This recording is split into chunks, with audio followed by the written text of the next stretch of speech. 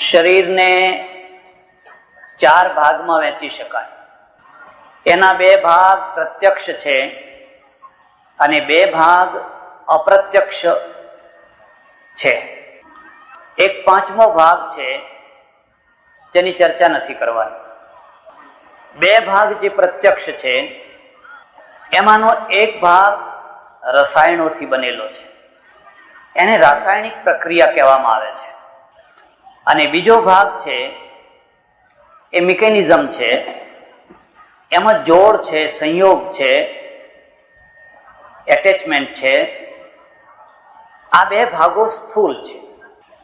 આપણા ત્યાં પ્રાચીન કાળમાં એવી માન્યતા હતી, શરીર પાંચ ભૌતિક છે. શરીર પાંચ ભૂતોથી બનેલું છે: પૃથ્વી, જળ, અગ્નિ, વાયુ, આકાશ. જે સમયે આ માન્યતાઓ બની એ સમયે બરાબર હતી.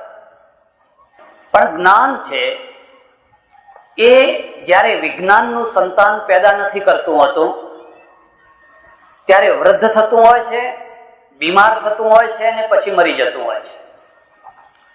સંસારમાં જેને સંતાન હોય એનો વંશ ચાલે છે, અને જેને સંતાન નથી હોતા એનો વંશ અટકી જતો હોય છે.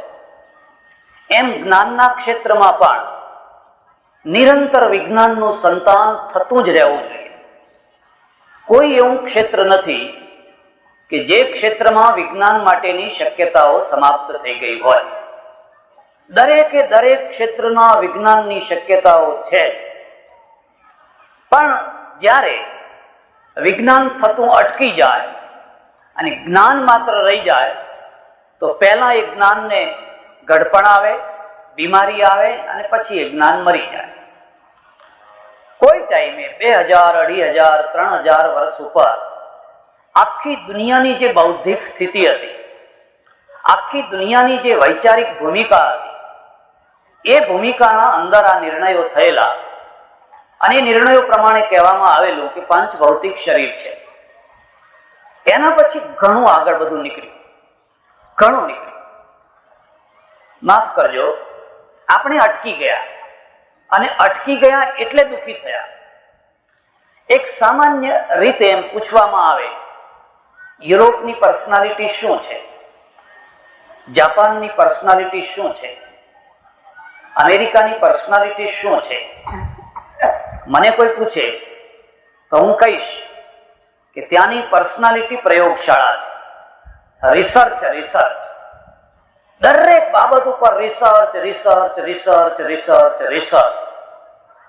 એટલે પશ્ચિમ જે પ્રગટ થયું એ પ્રયોગશાળામાંથી પ્રગટ થયું.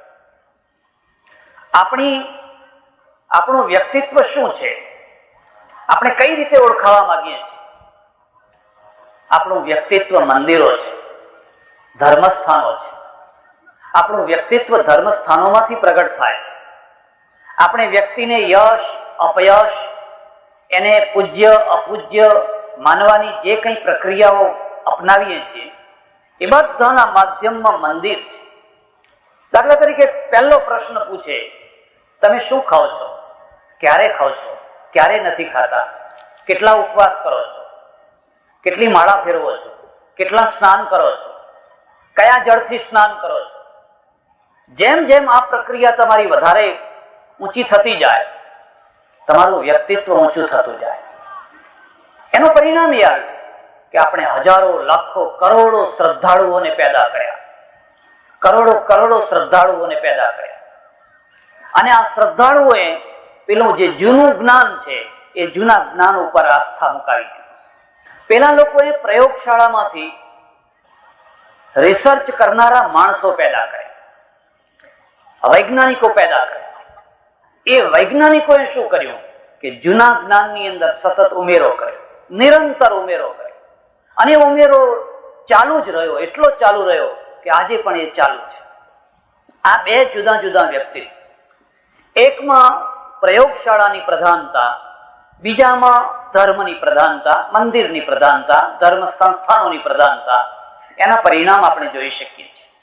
આજે જઈને પૂછો, આ શરીર પાંચ ભૌતિક છે?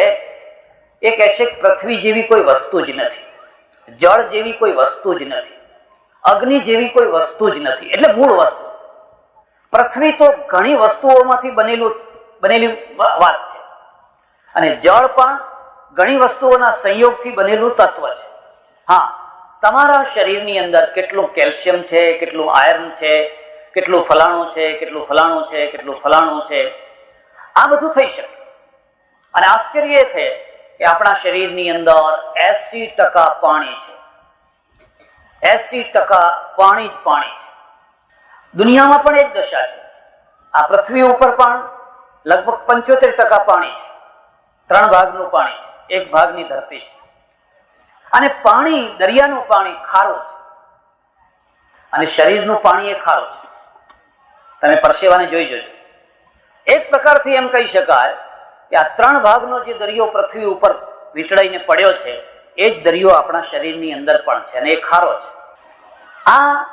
આ રસાયણ છે. આ રસાયણોથી શરીર બન્યું છે.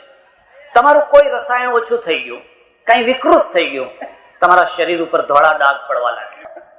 તમારું કોઈ રસાયણ કંઈક બગડ્યું, કંઈક ખરાબ થયું, એટલે તમને કોઈ રોગ થયો, કોઈ બીમારી થઈ. કેટલી બીમારીઓ, ગણી ન શકાય એટલી બીમારીઓ. જૈન આગમોમાં એક બહુ સરસ વાત લખેલી છે. એમણે એમ કહ્યું છે કે આ શરીરના 3.5 લાખ રોમ છે, અને એક રોમ ઉપર 2.5 રોગ બેઠેલા છે. કેવી રીતે ગણતરી કરીએ તો ભગવાન જાણે, પણ વાત સાચી છે. એક રોમ ઉપર 2.5 રોગ બેઠેલા છે. અને એટલે કહેવું પડ્યું, ઇદમ શરીરમ વ્યાધિ મંદિરમ. આ શરીર તો વ્યાધિઓનું ઘર છે. એક વાત. બીજી વાત કહી, ઇદમ શરીરમ આરોગ્ય મંદિરમ. આ બીજી વાત. આ શરીર છે આરોગ્યનું ઘર છે. જે રોગનું ઘર છે એ જ આરોગ્યનું ઘર છે. જે આરોગ્યનું ઘર છે એ જ રોગનું ઘર છે. રોગ મને થતો હોય અને આરોગ્ય પેલા થાંભલાને મળે તો એનો કોઈ અર્થ ખરો? જ્યાં રોગ છે ત્યાં જ આરોગ્ય છે. તો હવે આરોગ્યનું મૂળ શું છે? એટલે આયુર્વેદે એક બહુ સરસ વાત લખી, બહુ સુંદર વાત લખી. ચરકે કહ્યું, આંખ મીચીને કોઈ પણ વસ્તુ ઉપર હાથ મૂકો. પ્રત્યેક વસ્તુ ઔષધ છે. કોઈ વસ્તુ એવી નથી જે ઔષધ ન હોય. આ ગુલાબ ઔષધ છે, આ પ્લાસ્ટિક ઔષધ છે, આ માઇક ઔષધ છે, આ કપડું ઔષધ છે. આંખ મીચીને તમે કોઈ પણ વસ્તુ માત્ર ઔષધ છે. પણ શરત શું છે કે એમાં 2 માણસોની જરૂર છે. એક માણસ છે, એનું નામ છે સંયોજક, અને બીજો જે માણસ છે એનું નામ છે સંશોધક. જો તમારી પાસે આ 2 માણસો નહીં હોય તો સોનાના પહાડ ઉપર તમે ભિખારી થઈ જશો. સંશોધકનું કામ છે ઔષધને શોધવી, અને સંયોજકનું કામ છે કે શોધેલી જે ઔષધિ છે એને દર્દી સુધી પહોંચાડી દે. આ માત્ર ઔષધિ ક્ષેત્રમાં જ નહીં, જીવનના એક ક્ષેત્રમાં આ પ્રક્રિયા કામ કરી રહી છે. એક જગ્યાએ કેટલાય દાનેશ્વરીઓ બેઠા છે, કેટલાય દાનેશ્વરીઓ છે. બીજી જગ્યાએ અંધ કલ્યાણ કેન્દ્ર જેવા કેટલાય કેન્દ્રો છે જેને પૈસાની જરૂર છે. વચ્ચે કોની જરૂર છે? સંયોજક. એક સંયોજકની જરૂર છે. ભાઈ બિરલા, ભાઈ ભામાશા, આવો આ બહેનોની વારે ચડો. આપણા ત્યાં એવું કહેવામાં આવતું કે જ્યારે કોઈને દુઃખ પડ્યું હોય, વિપત્તિ પડ્યું હોય તો સુરોપુરો માણસ હોય ઘોડે ચડતો, વારે ચડતો, અને ભગવાન વિષ્ણુ ગરુડ ઉપર બેસીને વારે ચડતા. ગરુડે ચડીને વેલા. આપણે ગરુડે નથી ચડવું, ઘોડે નથી ચડવું. બસ તમારી ચેકબુક ઉપર ખાલી એક સહી કરવાની છે, આંકડો ભરીને એક સહી કરવાની છે. અંધ કલ્યાણ કેન્દ્ર વચ્ચે કોઈ સંયોજક હોય તો. એક તરફ સંશોધક છે. કોણ સંશોધક છે? જેમણે પૈસાને શોધ્યા છે. પૈસાને પણ એક શોધવાની વસ્તુ છે. મારી વાત ઉપર વિશ્વાસ ન હોય તો પાલનપુર જજો. પાલનપુરના વાણિયા 25 વર્ષ 50 વર્ષ પહેલા કરિયાણાનો ધંધો કરે. મરચું, હળદર, ફલાણું, ગોળ, તેલ આખો દિવસ વેચે. 200-300 રૂપિયાનો વકરો થાય. હવે વકરો જ 200 રૂપિયાનો થયો હોય તેમાં નફો કેટલો? 25-30 રૂપિયા નફો હોય. પણ એ વાણિયા છે ને, ત્યાંથી એમણે છલાંગ મારીને મુંબઈ પહોંચ્યા અને મુંબઈમાં જઈને હીરાના વેપારમાં ઝંપલાવ્યા. હવે ગોળ જોખવો અને હીરા જોખવો એ બેમાં કઈ ફરક ખરો કે? ગોળ કયા ત્રાજવે જોખાય અને હીરા કયા ત્રાજવે જોખાય? હીરાના વેપારમાં ઝંપલાવ્યા. કરોડાધિપતિ થઈ ગયા, અબજોપતિ થઈ ગયા, અબજોપતિ થઈ ગયા. હવે શું કરવું? આ પૈસાને કરવા શું? દાટી રાખવા, મૂકી રાખવા? એક ટાઈમ હતો જ્યારે અમે લોકોને યમરાજથી ડરાવતા. હવે જોજો, કાળો મેષ જેવો પાડા ઉપર બેસી અને પછી આવશે ને 972 કોઠામાંથી જીવને ખેંચશે. રહેવાય જ નહીં. લોકોને ડરાવતા, કઈ કરતા પેલી કોથળી ઢીલી કરે છે. મૂળ મુદ્દો એ હતો. પણ હવે આ યમરાજથી હવે કોઈ ડરતા નથી કે યમરાજ અમારા ગજવાની વસ્તુ છે. હવે યમરાજથી લોકો ડરતા નથી. એટલે હવે ડરાવવાની વસ્તુ શું રહી? ઇન્કમ ટેક્સની ગાડીઓ આવશે, જાન બનાવીને આવશે, જાનૈયા થઈને આવશે અને માળાઓ પહેરી હશે, નામ હશે ને પેલા સાહેબ હશે ને ફલાણા સાહેબ હશે ને 15 દિવસ સુધી, મહિના સુધી તમારા ઘરની ચેથરું ફેંદી નાખશે અને પછી કહેશે કે આટલા લાખ ભરો, આટલા લાખ પકડાયા પેપરમાં, આમ તેમ. માટે ભાઈઓ, એ યમરાજ નહીં, ઇન્કમ ટેક્સના સાહેબો આવે એના પહેલા કંઈક કરી લો ને. કંઈક જે બને એ કરી લો ને, તો તમારું કીર્તિ એ થાય અને બીજા કોઈનું કામ એ થાય. કોણ? સંશોધક છે, સંયોજકની જરૂર છે. વચ્ચે એક સંયોજકની જરૂર છે. આ જીવનના એક ક્ષેત્રમાં છે. જેવી રીતે સંશોધક અને સંયોજક આ બેના દ્વારા સમાજ બનતો હોય છે, એને તમે ઉલટાવી નાખો તો સમાજ મરી જતો હોય છે. તમે સંશોધકો પેદા ના કર્યા, પણ તમે શું પેદા કર્યા? કે જે કંઈ છે એને દબાવનારા પેદા કર્યા. સંશોધકોની, વૈજ્ઞાનિકો પેદા ના કર્યા અને સંયોજકો ના કર્યા, વિછડાવનારા કર્યા. એકના લગ્નની કથા સાંભળજો. એક મૂર્તિઓ છે, એક કન્યા છે, વચ્ચે એક સંયોજક હોતો હોય છે. એ કહે છે ઘર બહુ સારું છે, મૂર્તિઓ બહુ સારો છે, કન્યા બહુ દેવજીવી, બહુ ગુણવાળી. અને બેને પછી ભલે લડતા હોય આખી જિંદગી મારી કરતા હોય, પણ હમણાં તો આપણો સંયોજક થઈ જાઓ. પણ કેટલીક જગ્યાએ તમે જોજો, જ્યાં એમને ખબર પડી નહીં કે અહીંયા કંઈક લગ્ન થવાના છે, એટલે જઈને તરત ફાચર મારી આવે. જો આ ઘરમાં તો જવા જેવું જ નથી. અને એ છોકરીને તો ચકરી આવે છે, એને તો વહી આવે છે. જ્યાં આ પ્રકારના માણસો વધારે ભેગા થયા હોય એ સમાજ કદી પણ ઊંચો ના આવી શકે ને કદી સુખી ન થઈ શકે.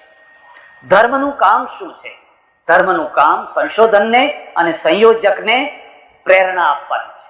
ધર્મ જો સંશોધકના ઉપર બેડી લગાવી દે અને સંયોજક છે એને નિવૃત્તિના નામે નિષ્ક્રિય બનાવી દે તો ધર્મના દ્વારા પ્રજા મરી જવાની. તો ધર્મના દ્વારા જ પ્રજા છે એ અકલ્યાણ કરી બેસવાની. એટલે પ્રાચીન કાળના આયુર્વેદમાં કયું બધી વસ્તુઓ ઔષધ છે. એક વસ્તુ હું તમને એથી બીજી વાત કહું. એક વસ્તુ લક્ષ્મી છે. એક વસ્તુ મને એવી બતાવો જે લક્ષ્મી ના હોય. ઇઝરાયલને જયારે ઇઝરાયલ આપવામાં આવ્યું ત્યારે ઘણા લોકોએ કહ્યું કે તે રણ સિવાય કશું નથી. ત્યાં શું છે? એકલું રણ છે. રણ સિવાય ત્યાં ક્યાંય નથી. આટલા એક નાનો સરખો ભાગ આ લઈને આ લોકો જીવશે કેવી રીતે? અને જે વસ્તુ લાખો વર્ષથી નકામી બની હતી એમાંથી એમણે અબજો રૂપિયા પેદા કરવા, ગુંડિયામણ પેદા કરવા માંડી. ડેડ સરોવર, એ ડેડ સરોવર છે, એમાંથી કંઈક ક્ષારો ઉત્પન્ન કર્યા, કંઈ રસાયણો ઉત્પન્ન કર્યા. તમે જઈને જોજો એના કિનારા ઉપર કેટલી ફેક્ટરીઓ, જેના ઉપર માણસ સૂતો પુસ્તક વાંચી શકે એટલું જેનું જાડું પાણી છે, જે ડૂબવા નથી દેતું માણસને. અને જે નકામું, વર્ષોથી નકામું પડ્યું હતું, એ જ સરોવરમાંથી એને જાતના રસાયણો, ફેક્ટરીઓ કરી અને યુરોપને નાખી દુનિયાને મોકલી. એના માટે તો એ કાચું સોનું થઈ. કોણ? એક સંશોધકે, એક સંયોજકે આ કામ કર્યું. એટલે એના પહેલા આરબો હતા. આરબો ભૂખે મરતા હતા કારણ કે એમની પાસે સંશોધકો નતા, સંયોજકો નતા. આજે આરબ દેશ જો લીલા હોય તો પેટ્રોલના કારણે છે. અને પેટ્રોલ તો વર્ષો પહેલા હતું. કોઈ આરબે ના શોધ્યું. આરબોએ ખજૂર શોધ્યું, ઊંટ શોધ્યા, બકરીનું દૂધ, ખજૂર અને સાદડી ને તંબુ લગાવીને રણમાં રહો. આ બધું કામ કોણે કર્યું? આ લોકો પશ્ચિમ વાળાએ કર્યું. એમણે કહ્યું લે તમારી ધરતીના નીચે તો સોનું દાટ્યું છે, પણ તમારાથી નહીં નીકળે, એ તમારું કામ નહીં, એ અમે આપશું, અમે તમને રોયલ્ટી આપશું. આ રોયલ્ટીના પ્રતાપે આજે અરબસ્તાનના કેટલાય દેશોની અંદર ટેક્સ જ નથી. Tax free country. બસ આ જે રોયલ્ટી છે એ જ ટેક્સ છે. પ્રજા માલામાલ થઈ, પણ એને પોતાને જો આ સંશોધન આવડ્યું હોત તો આથી વધારે માલામાલ થઈ. આજે તો પશ્ચિમના લોકો તેલ કાઢે છે ને એની રોયલ્ટી આવે છે. એકે એક વસ્તુ લક્ષ્મી છે.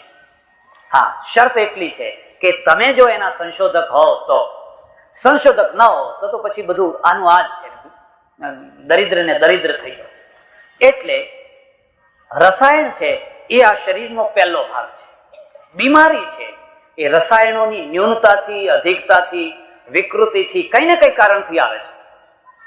ઔષધિઓ શોધી આયુર્વેદે એક બહુ સરસ ચિંતન કર્યું છે. એલોપેથી અને આયુર્વેદના ચિંતનનો મુદ્દાનો ભેદ તમને કહું છું. ઋષિએ કહ્યું પ્રત્યેક વસ્તુ ઔષધિ છે, પણ નિર્દોષ ઔષધિ એ જ ઉત્તમ છે. સદોષ ઔષધિ ઉત્તમ નથી, એ ના છૂટકે એનો ઉપયોગ કરવાનો. અને નિર્દોષ ઔષધિ કઈ છે? જે વનસ્પતિમાંથી બને છે. સદોષ ઔષધિ કઈ છે? જે ખનીજમાંથી બને છે. અભ્રક ભસ્મ બનાવો, લોહ ભસ્મ બનાવો, તામ્ર ભસ્મ બનાવો, ફલાણી ભસ્મ બનાવો, શંખિયા, સોમલ વગેરે વગેરે વગેરે, એ ઔષધિ છે. પણ આ વનસ્પતિથી જયારે ઔષધિઓ કામ ના કરતી હોય ત્યારે આ ઔષધિઓનો ઉપયોગ કરવાનો. કારણ કે ઝેર છે, એ તો પોઈઝન છે, અને આ પોઈઝન નથી. એટલે એમણે પહેલો ચાન્સ આપ્યો ચૂર્ણોને, વનસ્પતિઓને, અને એ રીતે કર્યું. પણ મેં કહ્યું એમ આપણે અટકી ગયા. બસ જ્ઞાન અટકી જાય વિજ્ઞાન વિના, અને વિજ્ઞાન વિનાનું જ્ઞાન ઘરડું થઈને મરી જાય. એલોપેથી અટકી નહીં. એની એક એક દવા ઉપર તમે જોજો તો પોઈઝન પોઈઝન પોઈઝન પોઈઝન એવું લખેલું છે, અને છતાંય સૌથી વધારે એ વપરાય છે. કેમ? કે એની પ્રયોગશાળા મરી, એની પ્રયોગશાળા આજે પણ જીવતી છે. એક એક રોગ ઉપર, એક એક દવા ઉપર આજે પણ એટલું બધું રિસર્ચ થાય છે, એટલું બધું રિસર્ચ થાય છે. 10 વર્ષ પહેલા કોઈ MBBS થયો હોય અને એ વખતે જે મેડિસિન એ ભણ્યો હોય, આજે બજારમાં બધી બદલાઈ ગઈ મેડિસિન, દર વર્ષે બદલાઈ જાય. ઝડપથી નવી દવા આવી જાય, ઝડપથી નવી દવા આવી જાય. આપણું લવણ ભાસ્કર એનું એ જ છે. હિંગવાષ્ટક ખાવું હોય તો એનું એ જ છે, જે વર્ષો પહેલા હતું એમાં કશું પરિવર્તન નહીં. અને આ જે પરિવર્તન ન કરવાની પદ્ધતિ છે ને એ વિજ્ઞાન વિનાની છે. એટલે આ પહેલી વાત થઈ. રાસાયણિક પ્રક્રિયાથી બનેલું શરીર, હવે એ શરીરના જે રોગો, દુઃખો વગેરે છે એને રસાયણોથી દૂર કરવાના છે. અટકી જવાનું પરિણામ એક બીજું આવ્યું. કોઈ માણસ કંઈક માદું થયું, કોઢ નીકળ્યા, કોઈને દમ થયો, કોઈને TB થયું, કોઈને કેન્સર થયું, કોઈની કિડની ફેલ થઈ, કોઈને હાર્ટમાં કંઈક થયું. મારી પાસે આવ્યા, મારા આશીર્વાદ આપો અને મને માથા ઉપર હાથ મૂકો કે એની કિડની સારી થઈ જાય. અરે હું નહીં, 1000 લોકો એના માથા ઉપર હાથ મૂકે તો એ કિડની સારી થાય, અને ન થાય એ સારું. ભૂલે ચૂકે જો હું એક માણસના માથા ઉપર હાથ મૂકું અને જો કિડની સારી થઈ જાય તો પ્રજા મરી જશે. પછી મારે આગળ લાઈન લાગશે, મહારાજ મારા માથા ઉપર હાથ મૂકો, પેલો કે મારા માથા ઉપર હાથ મૂકો, મારા માથા ઉપર હાથ મૂકો. અને તમને નવાઈ લાગશે કે આ હાથ મુકાવાની જેટલી લાંબી લાઈન લાગે છે ને એટલી લાંબી લાઈન ડોક્ટરો પાસે નથી લાગતી. અમેરિકામાં મને એક ભાઈએ પૂછ્યું, એક અમેરિકને, મને કે તમારી એક્ટિવિટી શું? મેં કહ્યું તમે સાધુઓની એક્ટિવિટી નથી જાણતા? કે ના. મેં કહ્યું અમારી 2 એક્ટિવિટી છે, દર્શન દેવા અને આશીર્વાદ આપવા, આ 2 અમારી એક્ટિવિટી છે. મને કે આવી એક્ટિવિટી હોય? મેં કહ્યું ધોમ ધોકાર ચાલે છે આજ અમારે ત્યાં તો ખરો ધંધો આમાં જ છે. બાકી કંઈક કરવા પડ્યા તો લોકો કે જંજાળમાં પડ્યા, તો આ ઉપાધિમાં તમે ક્યાં પડ્યા? મહારાજ તમારે બાળ નહીં, બચ્ચા નહીં, આગળ નહીં, પાછળ નહીં, આ આંધળા તો આંધળા, એમનું મેળ કરે. આપણે શું એ બધી આખી દુનિયાની ચિંતા આપણે કરવાની છે? આ ઉપાધિમાં, એને ઉપાધિ કહે છે. પેલા મિશનરી વાળા, પેલી નન્સો, પેલી મધર ટેરેસા, એને ઉપાધિ નથી કહેતા. જુનાગઢમાં એક લેપ્રસીની હોસ્પિટલમાં હું ગયો. 40 વર્ષની એક બેન, સ્પેનિશ બેન, સ્વાગત સત્કાર બધું કર્યું, બધે ફેરવીને બધા દર્દીઓ બતાવ્યા.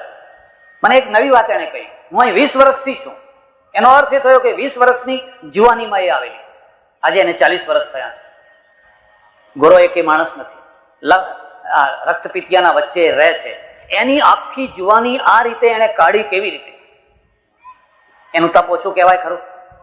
તમે મા બાપ સાથે જીવી શકો, ભાઈઓ સાથે જીવી શકો, બહેનો સાથે જીવી શકો, તમારો જય જયકાર કરતા હોય અનુયાયીઓ સાથે જીવી શકો, તમારા પગની ધૂળ લઈને માથે ચડાવતા હોય તોય તમને આમ મન ભરેલું ને ભરેલું લાગે.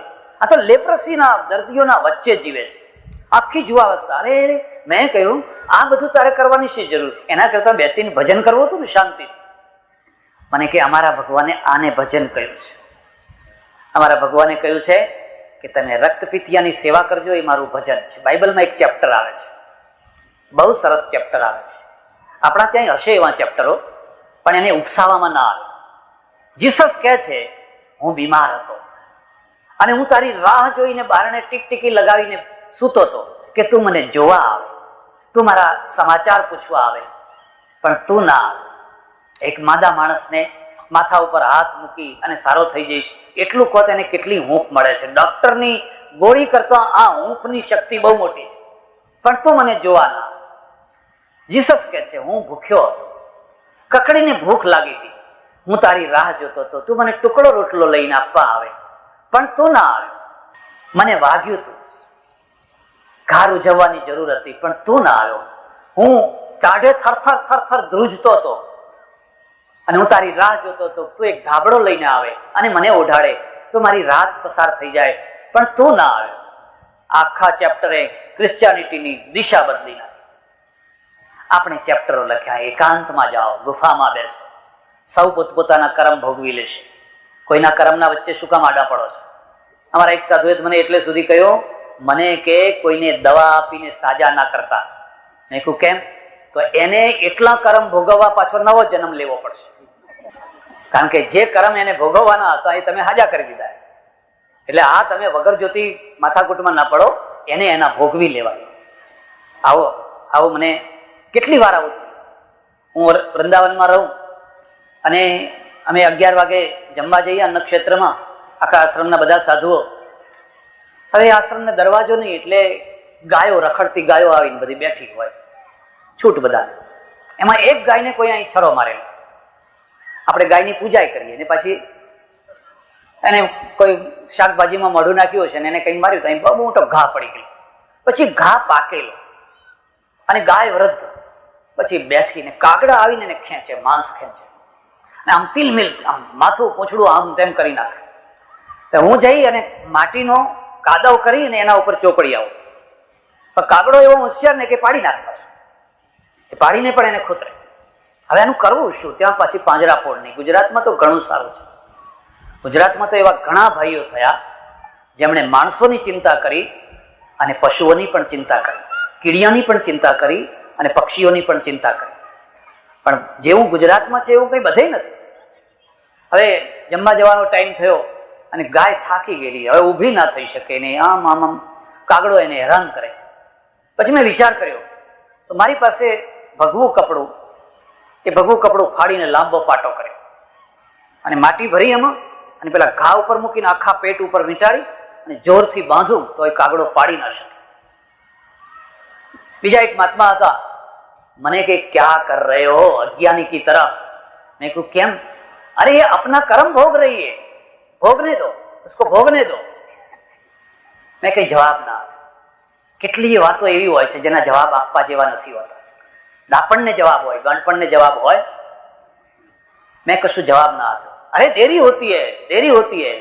પણ મેં તો પાટો બાંધીને ગાય તો પછી મરી ગઈ. પણ 8-10 દિવસ પછી એ જ મહારાજ બીમાર પડ્યા. બીમાર પડ્યા તો એવા જોરથી બીમાર પડ્યા ને તાવ ને માથું ચડેલું ને એમનો રૂમ ને મારે સામે મારો, અને અંદર પડ્યા બૂમો પાડે, દૈયા પાણી પીલા દો, દૈયા રે દૈયા. ને તમને એક ખાનગી વાત કહું છું, કોઈને કહેશો નહીં. અમે સાધુઓ અરસપરસમાં જેટલા ક્રૂર ને કઠોર હોઈએ ને એટલા તમે સંસારીઓ નહીં હો. અનુભવ કરવો હોય તો આવી જુઓ, જોઈ જુઓ. કોઈ પાણી પીવડાવવા ના જાય અને એ બૂમ પાડે, પાણી પીના મર રહા હું, મર રહા હું. એટલે હું ગયો, જાણી કરીને એમના ઉમરા ઉપર ઉભો રહ્યો. पानी पिला दो ब्रह्मचारी जी, पानी पिला दो. मैंने कहा फिक्र मत करो, कर्म भोग लो, बाकी नहीं रहना चाहिए, जो है सो भोग लो, फिर दूसरे जन्म में आके भोगना पड़े. अरे मजाक मत करो, मजाक मत करो, पानी पिला दो. પોતે માંદા થાય ત્યારે દવા જોઈએ, સારવાર જોઈએ, બધું જોઈએ. અને દુનિયા માટે કંઈ કરવાનું હોય ત્યારે ઉપાધિ થઈ જાય, ત્યારે જંજાળ થઈ જાય. આ બે ડિફરન્સ રસ્તાઓ છે.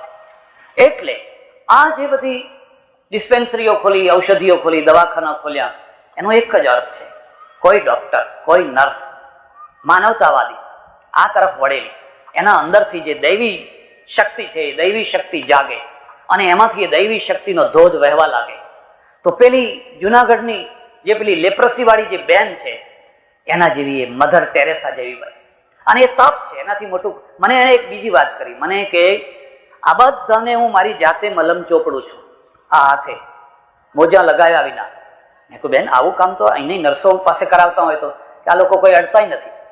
આ લોકો ખરા, પણ એ તો કે અમને રોગ લાગે તો, અમે બીમાર થઈ જઈએ તો, એટલે કોઈ નથી, એમને તો બીજું કામ કરે, પણ હું મલમ ચોપડવાનું કામ હું જાતે કરું છું. અને ત્યારે મને એમ થયું કે આના ચરણની ધૂળ લઈને માથે ચડાવવી જોઈએ. સાધ્વી કોને કહેવાય, ત્યાગ કોને કહેવાય, સક્રિય ત્યાગ, પરિણામલક્ષી ત્યાગ કોને કહેવાય, આની પાસેથી શીખવાનું છે. અમારી પાસે ત્યાગ છે પણ વાંચ્યો છે, વૈરાગ્ય છે પણ વાંચ્યો છે, એમાંથી કશું સમાજનું કંઈ ઉત્પન્ન નથી થતું. અને નથી થતું એટલે આ ક્રિશ્ચિયાનિટી વધી રહી છે. નહીં તો ક્રિશ્ચિયાનિટીનો કોઈ ભય ન હોય. એટલો વૈરાગ્ય અને ત્યાગ અમારી પાસે સ્ટોરેજ થયેલો છે. જો એને કોઈ ક્રિયાત્મક રૂપ આપે, 100-150 વર્ષ ઉપર વિવેકાનંદ થયા, 100 વર્ષ ઉપર, અને એમણે આનું આ રૂપાંતર કર્યું. એમણે કહ્યું સાધુઓ ગુફામાંથી બહાર નીકળો, જાઓ દવાખાનામાં જાઓ, કોઈને ઇન્જેક્શન આપો, કોઈના ગળફા ઉપાડો, નર્સ બનો, રોગીની સેવા કરો. આ હું તમને સંન્યાસ આપું છું. પછી સવારે સમાધિમાં બેસજો, સાંજે સમાધિમાં બેસજો. એક માણસે મને પૂછ્યું, મને કે મહારાજ તમારું ધ્યાન લાગે છે? મેં કહ્યું ઘણી વાર લાગે છે ને ઘણી વાર નથી લાગતું. તમારું લાગે છે? મને કે બિલકુલ નથી લાગતું. મેં કહ્યું તમે ખોટું બોલો છો, તમારું લાગે છે, તમે ધ્યાનનો અર્થ જ નથી સમજ્યા. એક ડ્રાઈવર છે, એ ડ્રાઇવિંગ કરતી વખતે બરાબર ધ્યાન રાખીને ડ્રાઇવિંગ કરે છે, તેનું ધ્યાન લાગેલું છે. એક પ્રોફેસર છે, એ ભણાવતી વખતે બરાબર ધ્યાન રાખીને ભણાવે છે, તેનું ધ્યાન લાગેલું છે. એક બેન છે, રસોઈ કરતી વખતે બરાબર એમાં ધ્યાન લગાવીને રસોઈ કરે છે, એનું ધ્યાન લાગેલું છે. શું કામ હેરાન થાવ છો? કશુંય ના કરીને પલાઠી વાળીને આંખ બંધ કરીને બેસો, ઉપાધિના પાર આવી જશે.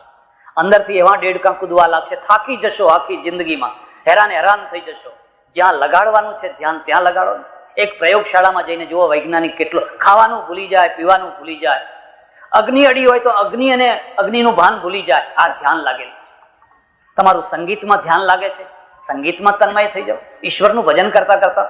સહજ સમાધિ ભલી રે સાધો, સહજ સમાધિ ભલી. આ તમારું સહજ જીવન છે, એને તમે છોડો નહીં તો હેરાન થઈ જશો. પણ હું ચર્ચા નહીં કરું. પણ રસાયણ માત્રનું નામ શરીર નથી. એમાં પાછું મિકેનિઝમ છે, અને ગજબનું મિકેનિઝમ છે. ઓહો, હું તો તમને ભલામણ કરું છું, કોઈ વાર જિંદગીના 2-5 દિવસો કાઢીને હાડપિંજર જોવા જજો. શું કઈ મિજાગરા મૂક્યા છે, શું કઈ જોડ મૂક્યા છે, ગજબના. ઓહો, એવા મિજાગરા આજ સુધી કોઈ ફેક્ટરી વાળાએ નથી બનાવ્યા. આટલા બધા પંપ બન્યા, પણ એક પંપ કુદરતે ભગવાને બનાવ્યો છે, 80 વર્ષ સુધી 1 મિનિટ બંધ પડ્યા વિના, 100 વર્ષ સુધી પમ્પિંગ કર્યા જ કરે. અને એને જો આરામ આપવા માટે 1-2 કલાક બંધ કરી દીધો હોય તો શું એમાં ગોઠવ્યું છે, કેવા મિજાગરા છે, કેવી રીતનું બધું વાયસર ને બધું કેવું મૂકેલું છે. કોઈ હાર્ટ વાળો હોય સ્પેશિયાલિસ્ટ, એની પાસે એને ગુરુ બનાવજો કે શું બનાવ્યું છે. અમારે એક દુલાભાઈ કાગ થયા કાઠિયાવાડમાં, ગજબનો કવિ. એની કવિતાઓ ઓહો. હરી તારી અકળ ગતિ, આગિયાના પેટમાં બતી. પેલો આગિયો રાતે ઉડે છે, આગિયાના પેટમાં બતી, નહીં ડટ્ટો નહીં દોરડું. જો કેવી તળપદી ભાષામાં, એમાં કોઈ ડટ્ટો એટલે પેલો પ્લગ લગાવવાનો હોય ને, દોરડું એટલે વાયર, કશું જ નહીં. અને આગિયાના પેટમાં બતી, કીડીના આંતરડા વાલા કયા ટાંકણે ઘડિયા. ને કીડી તો બહુ મોટું જંતુ થઈ ગયું, હવે તો બેક્ટેરિયા સુધી પહોંચ્યા. એની રચના, ગજબની રચના કોણે કરી? આ પણ એના માટે પણ પાછો એક સંશોધક, એક સંયોજક. સંશોધકનું કામ શું છે કે આ બધા મિકેનિઝમ કેવી રીતે, આ ગાડી કેવી રીતે બને. મર્સિડીઝ આવી, મારુતિ આવી, એનો મિકેનિક નથી, ગાડી બગડે તો રિપેર નહીં થઈ શકે. હવે ધીરે ધીરે એના મિકેનિક તૈયાર થયા. આ શરીરનું પણ મિકેનિક, એને સર્જન કહેવાય. એ સર્જરી કરી શકે, તમને નવું જોડી આપે, અહીંની નસ અહીં કરી આપે, અહીંનું અહીં કરી આપે, અહીંનું અહીં કરી આપે, અને માણસને જીવાડી શકાય છે, માણસને સારો બનાવી શકાય છે. મેં એવા કેટલાય માણસો જોયા, પગ કપાઈ ગયા એને નવો પગ મળી ગયો, હાથ કપાઈ ગયો એને હાથ મળી ગયો, કિડની ફેલ થઈ અને કિડની નવી બેસાડી દીધી. આવું બધું થઈ શકે છે. એટલે આ બે ભાગ થયા.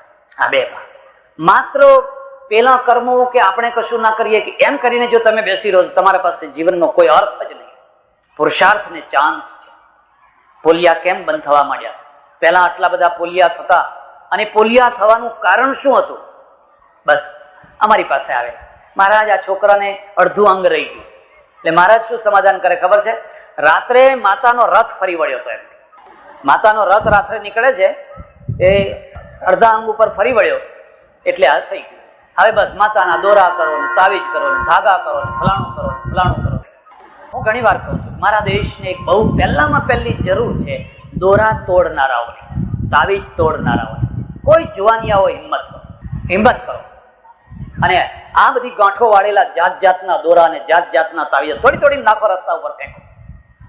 હું સુઈગામમાં રહું, અમારા એક જૈન સજ્જન, બહુ ભલો માણસ, બહુ સારો માણસ, મારી પાસે આવ્યો. મને કે બહુ દુઃખી છું બાપજી. મેં કહ્યું શું દુઃખ છે? મારી દીકરી 18 વર્ષની અને એને કંઈક વળગ્યું છે. એને કંઈક વળગ્યું છે તો ઘણા દોરા કર્યા, તાવીજ કર્યા, ફલાણું કર્યું, પણ કશો ફરક પડતો નથી. મેં કોઈ લઈ આવો, તમારી દીકરી નહીં લઈ આવો. મેં જોયું કશું વળગ્યું નથી. સાયક્રાટિક બીમારી છે. જેમ પેટની બીમારી હોય, હાર્ટની બીમારી હોય, પગની બીમારી, એમ મગજની બીમારી હોય. મગજની બીમારી હોય અને મગજની એકે એક બીમારીને આપણે ભૂત સાથે જોડી. હું તમને ખાતરીથી કહું છું, ભૂત જેવી કોઈ વસ્તુ છે. મારી વાત ઉપર વિશ્વાસ કરજો, હું એમને એમ નથી કહેતો. પહેલી જ વાત, હું તમને કદી કોઈ ઢોરું પશુ અવગત્યું થયું કે આ ભેંસ મરીને અવગતણી થઈ, ગાય મરીને અવગતણી થઈ, કોઈ પશુને અવગત્યું થતા તમે જોયું? કેમ? એનું મન એના છોકરામાં ના રહી જાય? નવું નવું જન્મેલું એનું છોકરું હોય, ગાયને તો વધારે વાલ હોય, કૂતરીને વધારે વાલ હોય, હરણી મરી જતી હોય એના બચ્ચાને મૂકીને, તો અવગતણી થવી જોઈએ. પણ કદી પણ જો એ ઢોરું જો અવગત્યું થયું હોય તો કોઈને ને કોઈને તો વળગે ને. આ બહેનોને મોટા ભાગે વળગે. એટલે શું કે હા હું પેલી ભેંસ, ચાંદરી ભેંસ, એવું કોઈ બોલે છે? કદી કોઈને ભેંસ વળગેલી તમે સાંભળી? કોઈ ગાય વળગેલી તમે સાંભળી કદી કોઈને? ઉલટું કરો, ત્યારે કદી કોઈ પશુને ભૂત વળગેલું તમે સાંભળ્યું કે આ ભેંસને ભૂત વળગ્યું છે, આ ગાયને ભૂત વળગ્યું છે? અમારા આશ્રમના સામે જ લીમડો છે અને ત્યાં ભૂત રહે છે અને ત્યાં વાંદરાય રહે છે. એ જ લીમડાની ડાળીઓ ઉપર 15 વાંદરા, એકે વાંદરાને એ ચૂડેલી એને નથી વળગતી, નીચે જનારાને વળગે છે. કારણ કે માણસના મગજમાં પહેલેથી ભૂત બેસાડી દીધું છે. અને વાંદરાના મગજમાં, વાંદરાના નસીબ સારા છે કે કોઈ મારા જેવો એને બેસાડનારો મળ્યો નથી. ખુદાખુદ લીલા લહેર કરે. અને પેલા માણસોના મગજમાં બેસાડી દે, એમાં અજાણ્યા નથી વળગતી. રાત્રે સુઈ જાય બધા, પેલા રસ્તે ચાલનારા બધા ભલા થાવ. આ માદળિયા, દોરા, ધાગા, આમાંથી છોડાવો આ દેશ, આમાંથી છૂટે. તો એની દીકરીને લઈને આવ્યો ભાઈ. મેં કહ્યું ઓહો કેટલા દોરા, કેટલા માદળિયા, કેટલા આ કે પેલા પીર બાપજીનું, આ ફલાણા પીર બાપજીનું, આનું આ ફલાણી બાધા, ફલાણી બાધા. લોકો તો જુઓ પછી એક જગ્યાએ નહીં, જેટલા મળે એટલા બધા બાંધે રાખવાના. દવાએ કરવાની, દોરાએ બાંધવાના, તાવીજે બાંધવાના, બધું કરવાનું. અને એમ કરતા કરજો મટ્યું ને તો બધાની બાધા પૂરી કરવાની. પછી બધાની. મેં કહ્યું જા ચક્કુ લઈ આવ. ખુશ થઈ ગયો. મને કે લીંબુ લેતો આવું? લીંબુ નહીં, એકલું ચક્કુ લઈ આવ. એને એમ કે લીંબુ કાપીને બધું કરશે જેમ બીજા લોકોએ કર્યું. લાયો, ફાટ દઈને કાટ દઈને બધા અરે મહારાજ મહારાજ આ તો આ વિફરશે તો અમને જીવવા. અરે મેં તું જો એ બધું મારા ઉપર લઈ લઉં છું.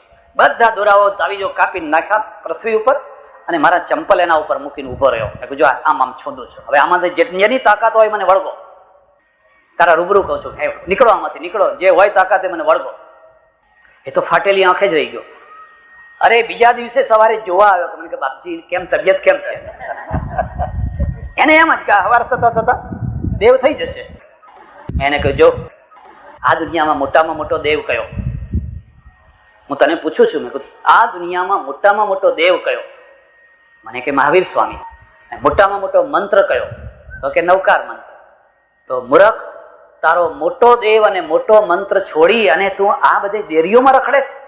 તું તો બેઈમાન માણસ છે. તારું ઈમાન કેટલું, તારી શ્રદ્ધા કેટલી? મને કે બાપજી શું કરીએ?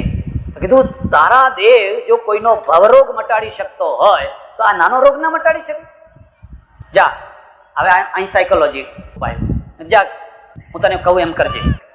એક ગ્લાસમાં પાણી લેવાનું, એક માળા લેવાની, ગ્લાસ સામે મૂકીને નવકાર મંત્રની એક આખી માળા જપવાની. એ પાણી પછી તારી દીકરીને પીવડાવી દેવાની. પણ શરત એટલી તારે કોઈ દોરો ધાગો માદરિયું બીજું કશું કરવાનું નહીં. મને કહે સારું, તમને નવી લાગશે, છોકરી હારી થઈ ગઈ, પરણી ગઈ, અત્યારે તો 2 છોકરાની માં થઈ ગઈ. હવે આજે જયારે મળે છે ત્યારે કહે છે મને કે મહારાજ તમે ખરો મંત્ર. અરે મેં કહું મંત્ર તો તારા ઘરમાં પડ્યો હતો, દેવે તારા ઘરમાં પડ્યો હતો, પણ તારી શ્રદ્ધા કાચી હતી, તું ડાફેરો મારતો હતો આ ડોવડો. એટલે આ જે બીજું રૂપ છે ને એ મિકેનિઝમ છે, એના સંશોધક છે અને એના સંયોજક છે. અને એ જો હોય તો એનું વિજ્ઞાન હંમેશા ચાલુ જ રહેવાનું, સતત ચાલુ રહેવાનું. હું જાંબિયા ગયો તો એક વિધવા બેન, એને 2 છોકરા, મોટા મોટા જુવાન. એક છોકરો એક્સિડન્ટમાં મરી ગયો અને બીજો છોકરો છે એ વાત વાતમાં બેભાન થઈ જાય. અને એને એક જ વાત થઈ ગયેલી કે અમારા ઉપર કોઈ મેલી વિદ્યાનું કંઈ કર્યું છે. આપણા દેશમાં પહેલા દરેક ગામમાં 1-2 માણસો મૂઠ મારનારા રહેતા અને 1-2 માણસો મૂઠ વારનારા રહેતા. અત્યારે છે, હશે થોડા ઘણા, પણ ઓછા થયા. પણ પહેલા તો એમનું કામ જ કે મૂઠ મારવી, પછી મૂઠ વારવી, ધંધો રોકડીઓ સરસ. પછી મને કે બાપજી અમારા ઉપર તો કોઈ મેલી વિદ્યા. અને મેલી વિદ્યા કોણ કરે ખબર છે તમને? એમના હગા જ પાછા, જે એમના જ સગા હોય ને, કોઈ મિલકત માટે, કોઈ કઈ માટે, કોઈ કઈ માટે કઈ બૈરા. અને મારો તો વિશ્વાસ છે, આ બહેનો મને માફ કરે, એક સ્ત્રી દુનિયામાં જીવતી હશે ત્યાં સુધી અંધશ્રદ્ધા રહેવાની ને. તમે ગમે એટલું સમજે, તમે દુકાને જાઓ એટલે ઘરમાં બધા ધુમાડા ચાલુ થઈ જાય. તમારો ડર હોય તો પછી કઈ નારિયેલ લાવે, ના કરે ને તે કરે ને, આવા પેલા હાલીમવાલી બધા ફરતા હોય એમને બોલાવે ને ફલાણું કરે ને, એ બધા ખંખેરે હારી રીતે. મેં કહ્યું આને કોઈ મેલી વિદ્યા નથી, આ કોઈ બીમારી છે. અરે કે બધી કેટલી દવા, કેટલા ડોક્ટરો પાસે. અમેરિકા આવ્યા, મારે અમેરિકા ત્યારે જવાનું થયેલું.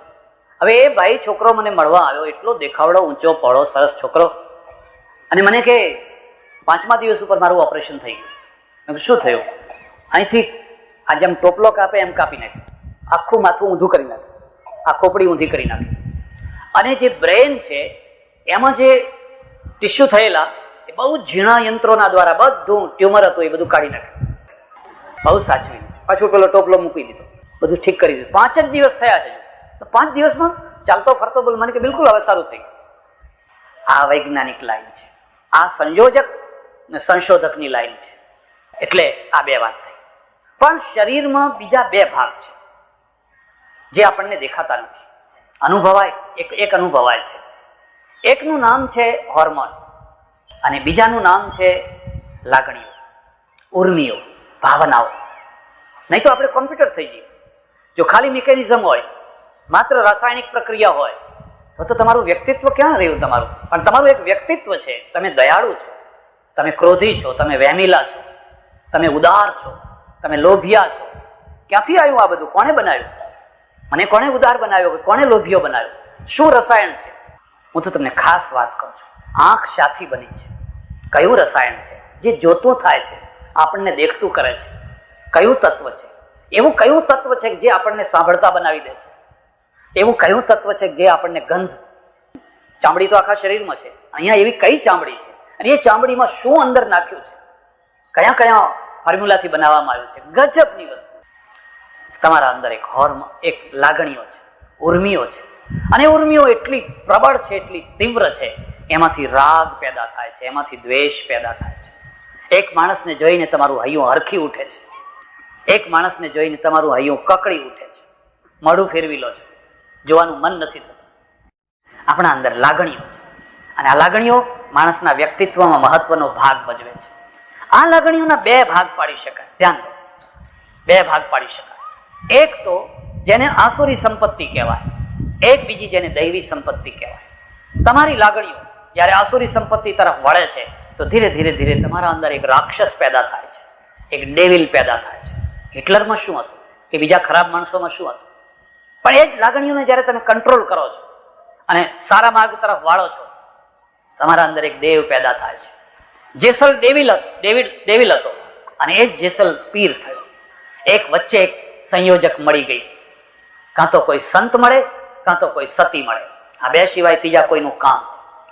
અને સતી છે ને, કદાચ તમારા પત્નીના રૂપમાં ઘરમાં આવી, બહેનના રૂપમાં, માતાના રૂપમાં, કોઈને કોઈ રૂપ, કાં તો કોઈ સતી છે એ તમારું પરિવર્તન કરે, કાં તો કોઈ સંત મળે અને આખી લાગણીઓ, એટલી મોટી લાગણીઓ, ઓહો, ભારવટું ખેલવું હોય કઈ રમત વાત છે.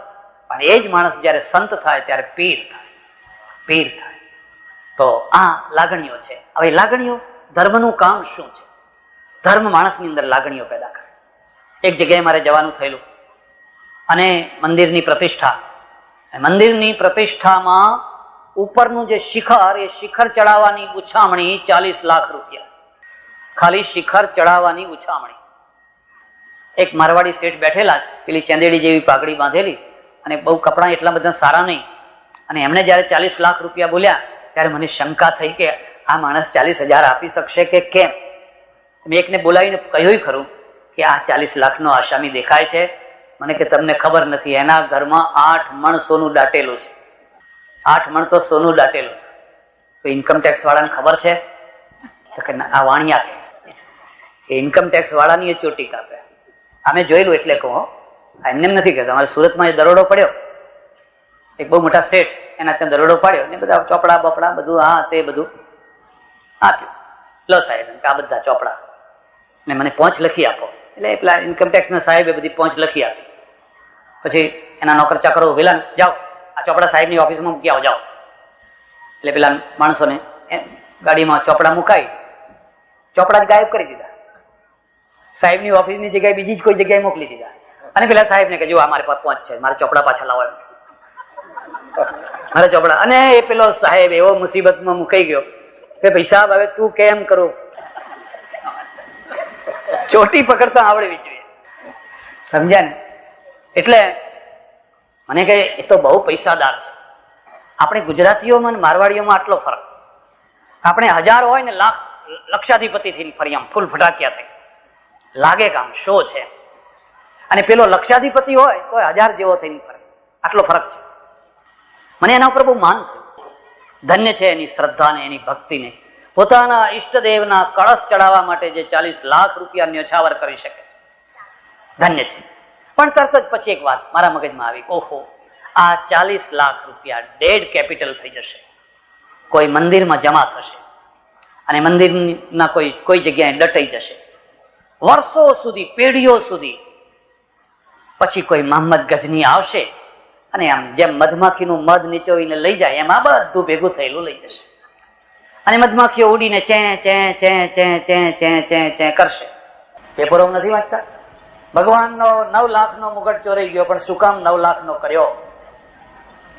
મારે ત્યાં ભગવાન છે, જોવા આવજો. સોનાની આટલી એક રત્તીવાર સોનું નહીં, આટલું ચાંદી નહીં, નહીં તો 1000 તોલા સોનું થયું હોત. અને 1000 તોલા થયું હોત ને, આટલી નિશ્ચિંતતાથી પ્રવચન ન કરી શક્યો હોત. તમારું અડધું ધ્યાન ક્યાં હોત પાછું? પૂજારીએ તાળું માર્યું હશે કે નહીં, આમ કર્યું હશે કે અરે મૂર્ખો છે, આમ છે. અમારા ભગવાન નિર્ભય છે, એટલે આપણે નિર્ભય છે. આપણે તો સૌથી મોટો ભય ભગવાનમાં ઉભો કરી દીધો. એટલે અલ્યા જેને દાગીનાને ઠોકર મારી છે, જેને સોના ચાંદીના ઉપર લાત મારી છે, હવે તમે એના ઉપર શું કામ સોનાનો ઢગલો કરો? જરૂર શું છે? જરૂર છે લાગણીઓને કન્વર્ટ કરવાની.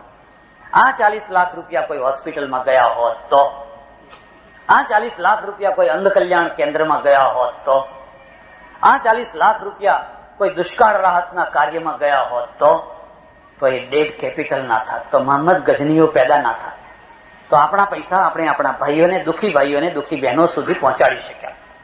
અને હું છેલ્લા 20 વર્ષથી આ જોઈ રહ્યો છું કે લોકો માનવતા તરફ વળી રહ્યા છે. પેલું થાય છે, પણ હવે આ તરફ જુવાન વર્ગ આ તરફ વળ્યો છે અને હવે ડાપણ આવવા માંડ્યું છે, સમજે છે. અમે બધા બૂમો પાડીએ છીએ, અરખા થઈએ છીએ, લોકો ગાળો દે છે, ભલે દેતા હોય, પણ આ બદલાવું છે. આવો, તમારા દાનને બદલો, તમારા દાનની દિશાને બદલો, તમારી લાગણીઓને બદલો, અને એ લાગણીઓને એવી જગ્યાએ બદલો જ્યાં જરૂર છે. એક આંધળી બેન કોઈ વાર કલ્પના કરી, માત્ર 5 મિનિટ માટે લાઈટ જતી રહે રાત્રે તો આપણી કેવી દશા થાય છે? હે ગઈ એમ કે, અને પછી બધા ગુમસુમ બેસી રહે, ક્યારે આવશે, ક્યારે આવશે, ક્યારે આવશે. કેટલાક લોકો તો એવા હોય ને કે ત્રાજવું તૈયાર જ રાખ્યું હોય ટન જોખવા માટે. જ્યાં લાઈટ ગઈ નહીં ટન જોખવાની, તો જેની આંખ કાયમ માટે ગઈ છે, કાયમ માટે, એનો કદી વિચાર કર્યો? એક વાર તો તમારી જાતને એમાં મૂકી જુઓ. અને પાછી એ સ્ત્રી છે, નાની ઉંમરની સ્ત્રી છે. તમે એનો હાથ પકડી શકો છો, તમે એને દોરી શકો છો, તમે એના જીવન માટે કોઈ ચાન્સ આપી શકો છો. સૂર્યાબેને મને વાત કરી, બરાબર, એમના પતિ, એમના ઇન્દિરાબેનના પતિ, અને એમને એક જ દે ચિનગારી મહાનલ, એક જ દે ચિનગારી. ગાંધી મૂવી જોયું છે? ગાંધી મૂવી જોજો તમે. ગાંધીજી અહીં સાબરમતીમાં આશ્રમ બાંધે છે, પેલા ખપાટિયા નાથી, અને એના બેકગ્રાઉન્ડમાં રવિશંકર આ સિતાર વગાડે છે. એક જ દે ચિનગારી, એક અગ્નિ પ્રગટ, એક ચિનગારી. એ ચિનગારી એમના પતિના હૃદયમાં પ્રગટી. એમ થયું કે મારે બીજું કશું નથી, થોડાક અંધ બહેનોને, ભાઈઓને હું કંઈક મદદરૂપ થઉં તો મારું જીવન ધન્ય થઈ જાય. પોતાના જ ઘરમાં આ પ્રયોગ શરૂ કર્યો, પોતાના જ ઘરમાં આ સંસ્થા શરૂ કરી. અને મારો વિશ્વાસ છે જે નાનામાંથી મોટી સંસ્થાઓ થતી હોય છે ને ચિરંજીવી હોય છે, અને જે રાતો રાત એકદમ ડેકોરેશન કરીને ઊભી થઈ જતી હોય છે ને મૂળ વિનાની હોય છે. એકાદ આંધી આવે ઉથલી પડતી હોય છે. પોતાના ઘરમાં નાના સરખા રૂમની અંદર 1 બેન, 2 બેન, 3 બેન, 4 બેન એમ રાખ્યા, અને એમને બધું બ્રેઇલ લિપિ શીખવાડી, ફલાણું, અને ધીરે વિસ્તાર થયો. આજે આ સંસ્થા એક બહુ મોટું વટવૃક્ષ થવાની તૈયારી કરી રહી છે, અને અહીંયા રાણીપ ગામમાં વિશાળ જગ્યા ઉપર એક સંકુલ ઉભું થઈ રહ્યું છે. ત્યારે મારી તો એક જ વાત છે, તમે નાસ્તિક બનો એવું હું નથી ઈચ્છું. હું તો ઈચ્છું કે તમે ખૂબ સારા ધાર્મિક બનો, પણ હું એટલું ઈચ્છું છું કે તમારી લાગણીઓ બદલાવે. તમારી લાગણીઓ આપણે ભગવાનને બહુ ખર્ચાળ બનાવે છે. હિન્દુઓનો ભગવાન એટલે આખી દુનિયાનો સૌથી વધારેમાં વધારે ખર્ચાળ ભગવાન. જરા મસ્જિદમાં જઈને તપાસ કરો, અલ્લાહ મિયાને કેટલો ખર્ચો જોઈએ? અલ્લાહ મિયાને કશો ખર્ચો નહીં, પેલા ગોડને કશો ખર્ચો નહીં. ને અમારા ભગવાન તો સવારથી તે જે કંઈ બધું આરોગવાનું શરૂ કરે, કેસરિયા દૂધ આવે ને ફલાણું આવે ને પછી બાળ ભોગ ને પછી રાજભોગ ને પછી ફલાણા ભોગ ને પછી ફલાણા ભોગ ને, અને ઊંઘવા માટે બધું જ્યાં જુઓ ત્યાં ખર્ચો જ ખર્ચો. દક્ષિણના એવા મંદિરો છે જેમાં પહેલા 5,000 માણસો માત્ર ભગવાનનું કામ કરતા, 5,000 પગારદાર માણસો. સોમનાથમાં 1,000 માણસો અભિષેક માટે રાખવામાં આવેલા, 1,000 માણસો. બદલો હવે એ જ 1,000 માણસોને હોસ્પિટલમાં આ દર્દીઓ ઉપર અભિષેક કરવામાં, નર્સો બનાવીને, ડોક્ટર બનાવીને. વિવેકાનંદે આ તો કામ કર્યું, આ પરિવર્તન કર્યું. ગાંધીજીએ આ જ કામ કર્યું. ભગવાનને ખર્ચાળ નથી બનાવવું. ભગવાનને તો તમારા ખર્ચાની જરૂર જ નથી. હા, તમારો ખર્ચો છે એ આ તરફ વાળો. અને એક બીજી વાત કહું, હૂંફની બહુ જરૂર છે. સારા માણસને હૂંફની જરૂર છે. તમારે આંખો છે, કાન છે, નાક છે, પૈસો છે, પણ ઘરમાં હૂંફ નથી, ઘરમાં પત્ની નથી. કેવું લાગે છે ઘર? પતિ નથી, વિધવા થયા છો, કેવું લાગે છે ઘર? વૃદ્ધાવસ્થા છે, કોઈ તમને ખાવા આપવા તૈયાર નથી, બાપા કેમ છે એવું કોઈ પૂછનારું નથી, કેવું લાગે છે તમને જીવન? જો સારા માણસોને પણ હૂંફની જરૂર હોય તો જે બિચારા વિકલાંગ છે, એમાંય વિકલાંગમાં હજુ પગ લંગડો હોય, હાથ કઈ હોય, બેરા હોય, બોગડો હોય તો સમજી શક્યા, પણ જેની આંખો નથી, તમે કલ્પના તો કરો કે એને કેટલી હૂંફની જરૂર હશે, એના જીવન માટે કેટલી જરૂર હશે. અને આપણે એના માટે શું કર્યું, વર્ષોથી શું કર્યું, અને ના કર્યું તો કેમ ના કર્યું, અને હજુ આપણે કેમ મોડા પડી રહ્યા છે. ત્યારે આ ઇન્દિરાબેન, સૂર્યાબેન, બીજા બધા ભાઈઓ, થોડાક જૈન ભાઈઓ પણ આમાં બહુ સરસ રસ લઈ રહ્યા છે. અને હું છેલ્લા 20 વર્ષથી જોઉં છું કે જૈન સમાજ બહુ મોટો શક્તિશાળી સમાજ છે, અને એ માનવતા તરફ વળ્યો છે. હવે એમને કર્મકાંડો બહુ ગમતા નથી, નવી પેઢી એ માનવતા તરફ વળ્યો છે, અને બહુ શુભ લાગણી છે. જો આ રીતે આ કામ વળતું રહ્યું તો હું સમજુ છું કે જે ક્રિશ્ચનો કામ કરે છે એના કરતા આપણે સારું કામ કરી શકીએ. એટલે એક લાગણી છે, અને બીજું હોર્મોન છે. એની બહુ ચર્ચા નહીં કરું, પણ તમારા શરીરની અંદર હોર્મોન ઉત્પન્ન થતા હોય છે, એમાંથી લાગણીઓ થતી હોય છે, એમાંથી રાગ, દ્વેષ, ઝઘડા, ઝંઝટ, આરોગ્ય બગડવું બધું. અને પાંચમું તત્વ એવું છે જે આપણા હાથની વાત નથી, જેને આપણે જાણતા નથી, જે પ્રયોગશાળાની વસ્તુ નથી. આપણે આખા શરીરને નહીં, એક કણને પૂરેપૂરું જાણી શકાયો નથી. અને એક કણ લાવીને બતાવો ને એમ કહો કે આ કણને પૂરેપૂરો જાણી લેવાય, ખોટી વાત છે. એમાં કેટલુંક જાણ્યા છીએ આપણે, કેટલુંક નથી જાણ્યા.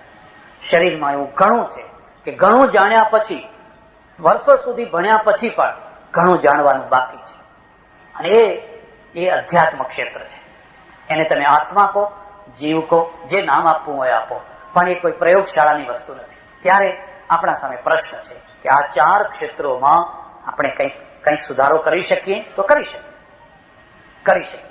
અહીંયા જે અંધ કલ્યાણ કેન્દ્રનું મકાન થવાનું છે, એમાં આપણે તનથી, મનથી, ધનથી આ કાર્યકર્તાઓ છે, એમણે આખું જીવન એમાં ખૂંપાવી દીધું છે.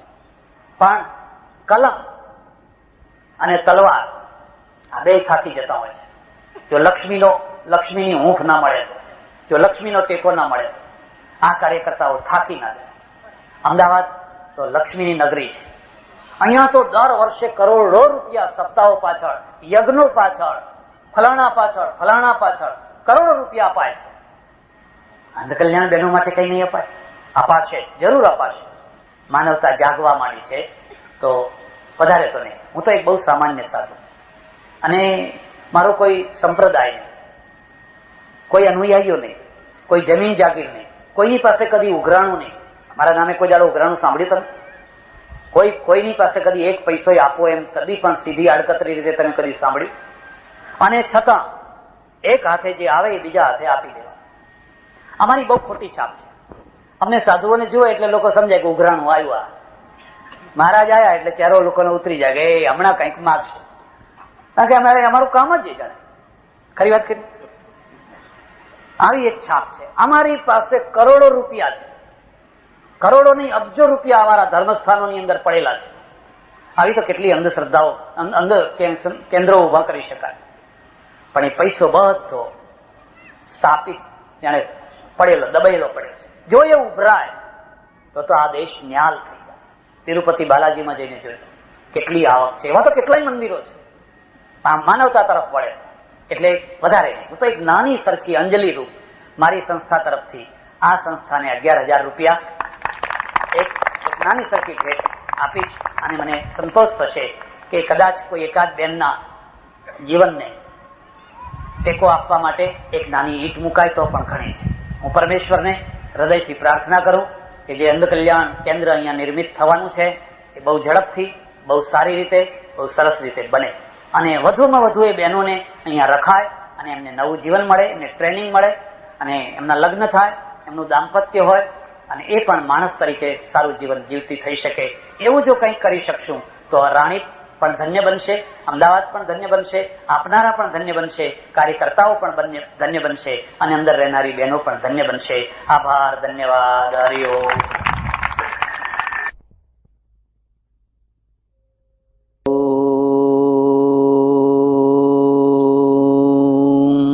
નમઃ શાંતાય તેજસે.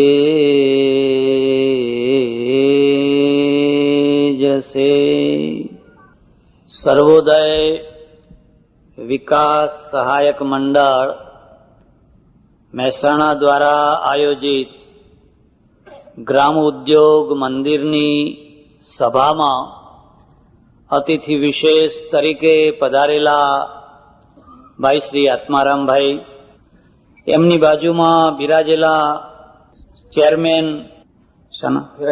રજિસ્ટ્રાર મહોદય શ્રી, અમારે પેટલાદની ધારાસભ્ય સીટ ઉપર યશસ્વી કારકિર્દી બજાવનાર ભાઈ શ્રી ફુલાભાઈ પટેલ, સર્વોદય વિકાસ સહાયક મંડળના પ્રમુખ શ્રી, મંત્રી શ્રી અને બીજા બધા એમના સહયોગી ભાઈઓ, સજ્જનો અને બહેનો, થોડો સંકોચ થઈ રહ્યો છે કારણ કે મારે જે કંઈ કહેવાનું છે એ કદાચ તમને નહીં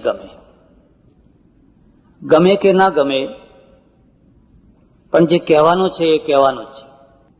શ્રોતાઓને ગમતી વાત કહેવાનો પ્રસંગ આવે તો વક્તાને બહુ આનંદ આવે, પણ શ્રોતાઓને જ્યારે વાત ગમે એવી ન હોય અને છતાં કહેવું પડે ત્યારે થોડો સંકોચ થાય.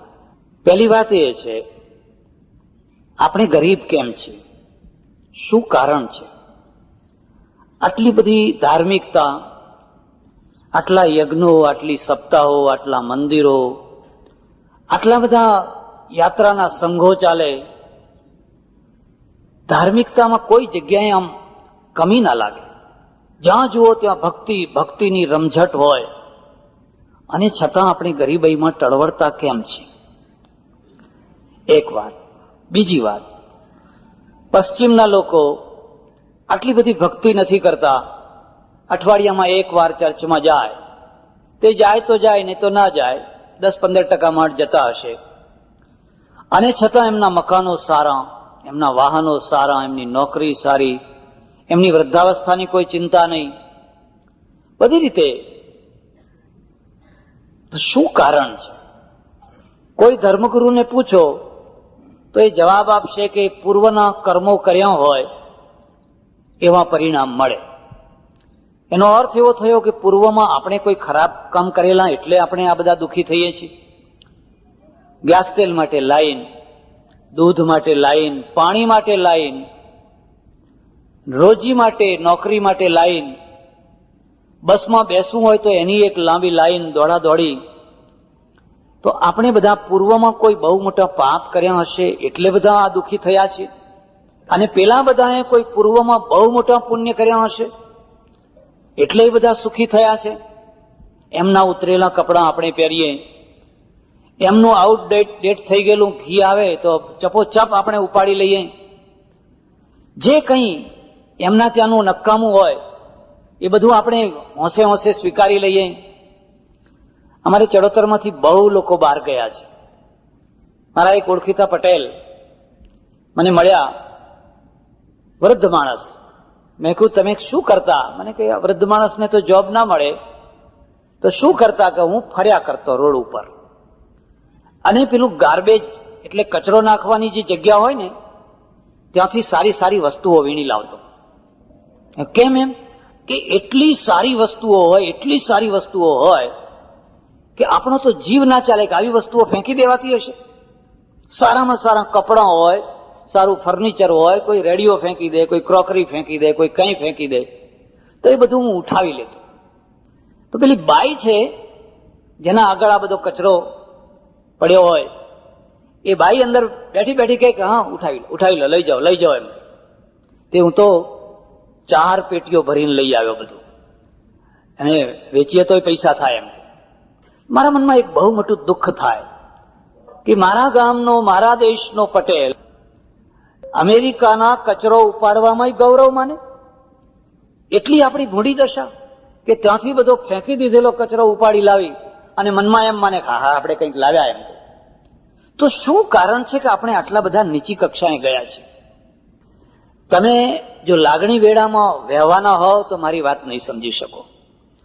તમે અતિ ભાવુકતામાં તણાતા હશો તો મારી વાત નહીં સમજી શકો. કોઈ નિશ્ચિત પ્રકારના પૂર્વગ્રહો બાંધીને બેઠા હશો તોય મારી વાત નહીં સમજી શકો. પણ જો તમારા પાસે મુક્ત મન હોય, ખુલ્લું મન હોય, તો કદાચ તમે મારી વાતને સમજી શકશો. હું સાધુ છું અને લોકો મારી પાસે તો ધર્મની અપેક્ષા રાખે, મોક્ષની, પરલોકની, ફલાણી એવી કોઈ અપેક્ષા રાખે. પણ મેં ધર્મને કદી પરલોકની દૃષ્ટિએ જોયો જ નથી. હું ધર્મને પહેલા પેટની દૃષ્ટિએ જોઉં છું. જે પ્રજા સ્વમાનપૂર્વક પેટ ન ભરી શકતી હોય એને પરલોકની વાત સંભળાવવાનો શો અર્થ છે? પરલોકમાં તમને ફલાણું મળશે ને ફલાણું મળશે ને ફલાણું મળશે ને ફલાણું મળશે, પણ ભાઈ આ લોકમાં શું? કે આ લોકમાં તપ કરો, આ લોકમાં શાંતિ રાખો, ધીરજ રાખો, બધું પરલોકમાં મળવાનું છે. હું એમાં સંમત નથી. મને હંમેશા એક ચિંતા રહે છે કે મારો દેશ આટલો બધો ગરીબ કેમ, અને મને એના કારણો મળ્યા છે, નથી મળ્યા એવું ને. એ મારે વાતો થોડી કહેવાની છે. જરા વાતને સમજો. દુનિયામાં 4 પ્રકારની પ્રજાઓ હોય છે. એક પ્રજા જે સૌથી આગળ ચાલનારી પ્રજા હોય છે. બીજી પ્રજા જે આગળ ચાલનારી પ્રજા છે એની પાછળ સમજણપૂર્વક ચાલનારી પ્રજા હોય છે. રામ આગળ ચાલે અને લક્ષ્મણ સમજણપૂર્વક પાછળ ચાલે. એક ત્રીજી પ્રજા હોય છે, એ ઘસડાતી પ્રજા, ખેંચાતી પ્રજા હોય છે. એને ચાલવું નથી હોતું પણ ખેંચાવવું પડે છે, ઘસડાવવું પડે છે. એટલે એક ત્રીજી ઘસડાનારી પ્રજા હોય છે. અને એક ચોથી પ્રજા જે રિવર્સ ચાલનારી હોય છે. પેલા બધા આમ ચાલતા હોય તો એને આમ ઊંધા ચાલવાનું, રિવર્સ ચાલનારી હોય છે. અને આ ચારેય પ્રજાઓ ચાર પ્રકારના પરિણામ પ્રાપ્ત કરતી હોય છે. સૌથી આગળ પ્રજા કઈ ચાલતી હોય છે? જરા વિચાર કરો. આજે આખી દુનિયા ઉપર દ્રષ્ટિ નાખો, સૌથી આગળ પ્રજા કઈ છે? પહેલા નંબરની પ્રજા કઈ છે? ક્યાં લોકો દોડે છે? તમને મહેસાણાની જ વાત કરું. બનાસકાંઠાનો માણસ મહેસાણામાં આવે છે રોજી માટે. મારવાડનો માણસ મહેસાણામાં આવે છે રોજી માટે. કોઈ રસોઈયો બને, કોઈ કંઈ બને, કોઈ કંઈ બને, કોઈ કંઈ બને. બનાસકાંઠામાંથી આટલા બધા માણસો મહેસાણા કેમ આવે છે? કારણ કે મહેસાણાની પ્રજા બનાસકાંઠાની પ્રજા કરતા આગળ ચાલનારી છે. એટલે જો મહેસાણાની પ્રજા આગળ ચાલનારી ના બની હોત તો અહીં આવીને શું કરવાના હતા? અમે ઘણીવાર બનાસકાંઠા જઈએ, મારી સાથે આવા બધા હોય. મેં કહ્યું, આ શું તમે મહેસાણામાં પ્લોટના ભાવ આપો છો? અહીં પ્લોટ બધા ખાલી પડ્યા છે, જેટલા જોવે એટલા લો. જમીન તમારે 1 એકર જોઈએ, 2 એકર જોઈએ, અહીં તો જમીન બધી મફત મળે છે. મને કે અહીં બંગલો ઉભો કરીને કરવું શું? કેમ ત્યાં કેમ નથી લોકો જતા? એટલે નિયમ છે, જે તરફ પ્રજા દોડતી હશે ત્યાં દુનિયાની મોટા નંબરની પ્રજા રહેતી હશે. આપણામાંથી બધા અમેરિકા જેવા કેમ દોડે છે? બ્રિટન જેવા કેમ દોડે છે? અમેરિકાની પ્રજા કે બ્રિટનની પ્રજા ભારતમાં દોડતી કેમ નથી આવતી? જર્મનીની કે જાપાનની પ્રજા દોડતી આવી અને ઘૂસી જાય અને કે હેડો આપણે ભારતમાં જઈએ. ભારતમાં કઈ પ્રજા આવે છે? બાંગ્લાદેશની આવે છે. અને આ બાંગ્લાદેશની પ્રજા રોજી માટે ને કંઈ થોડું રાજકારણ હોય એના માટે ભારતમાં ઘૂસી જાય છે. આસામમાં ઘૂસી ગઈ છે, બધે ઘૂસી ગઈ છે. પણ બાંગ્લાદેશની પ્રજા અહીં ઘૂસી જાય છે, તો અહીંની પ્રજા બાંગ્લાદેશમાં કેમ ઘૂસી નથી જતી? આ એક નિયમ છે કે જ્યાં ઊંચા પ્રકારની રોજી હોય છે ત્યાં નીચા પ્રકારની રોજીવાળી પ્રજા આપોઆપ દોડતી હોય છે.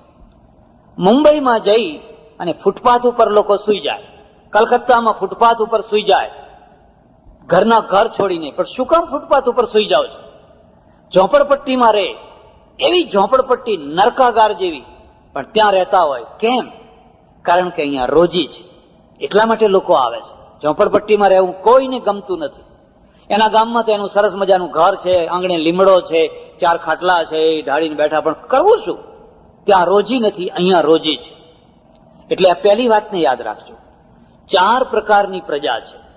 એમાં જે સૌથી પહેલા પ્રકારની પ્રજા હોય છે શું પ્રાપ્ત કરે છે? કોઈ રબારીને પૂછજો, કોઈ ભરવાડને પૂછજો. જ્યારે એ ઢોરા ચારવા નીકળે, ઘેટાં બકરા, કોઈ ગાયો વગેરે, તો એમાં કેટલાક ઢોરા સૌથી આગળ ચાલતા હોય છે અને કેટલાક એવા હોય છે કે સૌથી પાછળ ચાલતા હોય છે. અને જે સૌથી પાછળ ઘેટું કે ગાય કે બકરું કે જે ચાલતું હોય છે એને આખો દિવસ માર પડે છે, કારણ કે એને ચલાવવું પડે છે. એને પેલો હોટી મારે એટલે પેલું માડ બિચારું ચાલે, એને માર પડે છે. અને જે સૌથી આગળ જે ઘેટું ચાલે છે, બકરું ચાલે છે, એને શું મળે છે? એને માલ મળે છે. કારણ કૂણું ઘાસ એના હાથમાં આવે છે, પેલું મોઢું એનું પહોંચે છે. અને એ બધું ખાઈ રહ્યું હોય એટલે પેલું પાછળ વાળું માર ખાઈને આવે. હવે એક તો માર ખાધી હોય ને એ બધું પેલા આગળ વાળા બધા. ખરી વાત કે નહીં? જે દશા ઘેટા બકરા અને ઢોરાની છે એ જ દશા માણસોની છે. જે લોકો આગળ ચાલે છે ને એ જ માલ ખાય છે, અને જે પાછળ ચાલે છે ને એને માર ખાવો પડે છે. અને આગળ વાળા બધા કૂણું માલ બધો ખાઈ જાય છે. પછી જે કઈ કચરો બચરો પેલા ડૂઠા બૂઠા રહ્યા હોય એ પાછળ વાળા ખાવ. હવે પાછળ વાળા ખાવ એટલે એનામાં શક્તિ ના આવે, એટલે વળી પાછો એ આગળ ચાલી ના શકે, એટલે એને તો આખી જિંદગી માર જ ખાવ. સમાજમાં પણ તમે જોશો, જે સૌથી પાછળ ચાલનારા માણસો છે, જે આગળ નથી પહોંચી શકતા, એને માર જ ખાવાનો હોય છે. વ્યાજ ભરવાનો માર ખાઓ, નોકરી ના મળે એનો માર ખાઓ, સાહેબનો માર ખાઓ, ફલાણાનો ખાઓ, વેપારીનો, એને માર જ ખાવાનો હોય છે. પણ આગળ કોણ ચાલી શકતું હોય છે અને કેવી રીતે ચાલી શકે? અમેરિકા કે જાપાન ભાંગીને ભૂક્કો થઈ ગયેલું જર્મની કે બ્રિટેન કે દુનિયાના બીજા કોરિયા કે તાઇવાન, હોંગકોંગ જેવા બીજા નાના મોટા દેશો, આ બધા દેશો આગળ કેમ થઈ ગયા? જરા વાતને સમજો. તમારી જે રોજી છે એ રોજીના 3 કેન્દ્રો છે. મસ્તિષ્કમાંથી રોજી પેદા થાય છે, એક વાત. બીજી વાત, તમારા હાથમાંથી રોજી પેદા થાય છે, બીજી વાત. અને ત્રીજી વાત, તમારા પગમાંથી રોજી પેદા થાય છે. હવે માનો કે તમે હાથથી રોજી પેદા કરી અને એક માણસે મગજથી રોજ પેદા કરી. બેમાં શું ફરક રહેવાનો? પેલો મગજવાળો આગળ રહેવાનો, મસ્તિષ્કની રોજી આગળ રહેવાની. કેમ આગળ રહેવાની? કારણ કે મગજ મોટી કમાણી કરે છે. જાપાનનું મગજ કમાય છે, આપણા હાથ કમાય છે. મારુતિ એને બનાવી, રોડ આપણા, એના ઉપર મારુતિ દોડે, હીરો હોન્ડા દોડે. આ માઇક નું મોડેલ એને બનાવ્યો, કેમેરો એને બનાવ્યો, ટેપ રેકોર્ડર એને બનાવ્યું, કોમ્પ્યુટર એને બનાવ્યું. આપણે શું કર્યું? કાં તો એની પાસેથી ખરીદી લાવ્યા, કાં તો એને અહીં એસેમ્બલ કરીને એને રોયલ્ટી આપી. એક મારુતિ જયારે ફેક્ટરીમાંથી બહાર નીકળે એટલે જાપાનનું મગજ ત્યાં બેઠો બેઠો એની કિંમત વસૂલ કરી લે, રોયલ્ટી આપી દો. તમારા હાથ કમાય છે, એનું મગજ કમાય છે. અને અહીંયા પણ તમે જોશો, એક વકીલ 1 કલાક જઈને કોર્ટમાં દલીલો કરે એ કેટલો રોજ લે છે? કોદાળી પાવડા વાળો જેટલો લે છે. પેલો કોદાળી ને પાવડા વાળો, ખરપડી વાળો આખો દિવસ મજૂરી કરી કરી કરી કરીને મરી જાય, 25 રૂપિયા મળે, 30 રૂપિયા મળે કદાચ, અને તે કોઈ વાર મળે, કોઈ વાર નાય મળે. પેલો 1 કલાક દલીલો કરે એના 10,000 રૂપિયા લે, 20,000 રૂપિયા લે, 25,000 રૂપિયા લે. અને માન એનું પાછું, વકીલ સાહેબ. આ કોદાળી પાવડા વાળાનું કોઈ બજારમાં સન્માન ખરું? કોઈ કે મજૂર સાહેબ આયા, આવો સ્ટેજ ઉપર બેસો, આવો. હું મજૂરીને હલકી નથી માનતો અને ઉતારી પાડવા નથી માંગતો, પણ હું તમને આ વાત કહેવા માંગુ છું કે રોજી છે એ રોજીના આ પ્રકાર છે. તમારા અર્થતંત્રમાં હાથ પ્રધાન રોજી હશે તો આ દેશને 1000 વર્ષે પણ તમે સમૃદ્ધ નહીં બનાવી શકો. માત્ર જો હાથ પ્રધાન રોજી હશે તો તમારા નસીબમાં કાયમની ગરીબી રહેવાની. હાથ કમાઈને કમાશે કેટલું, પણ જો તમારી રોજીની અંદર મસ્તિષ્કની પ્રધાનતા આવશે, મગજની પ્રધાનતા આવશે, તો તમે સમૃદ્ધ રોજીના માલિક બનશો. તમારી પાસે સમૃદ્ધ રોજી હશે. બીજી વાત, અમે બધા સાધુઓએ અને આ દેશનું આખું અધ્યાત્મ તંત્ર એણે આ દેશની ગરીબીમાં બહુ મહત્વનો ભાગ ભજવ્યો છે. જાણતા અજાણતા પણ અમે તમને આડકતરી રીતે ગરીબ બનાવીએ છીએ. કેમ બનાવીએ છીએ ખબર છે? 2 વાતોના દ્વારા. પહેલી વાત તો એક છે, સંતોષ કરો, સંતોષ કરો, સંતોષી નર સદાય સુખી. વગાડો મંજીરા આવ્યો. બસ જે મળે એમાં સંતોષ કરો, જે અડધો રોટલો મળે એમાં સંતોષ કરો. જ્યાં માણસને તમે સતત સંતોષનો ઉપદેશ આપ્યો એનો વિકાસ અટકી જશે. સંતોષ સારી વસ્તુ છે, પણ કરવા જેવી જગ્યાએ કરો તો. અને ક્યાં કરવો એ પણ અર્થશાસ્ત્રીએ બતાવ્યું. ચાણક્ય અર્થશાસ્ત્રી છે અને અર્થશાસ્ત્રીએ બતાવ્યું કે ક્યાં સંતોષ કરવો. સંતોષ ત્રિષુ કર્તવ્ય, સ્વદારે ભોજને ધને, ત્રિષુ ચૈવ ન કર્તવ્ય. પણ 3 જગ્યાએ કદી સંતોષ ન કરવો.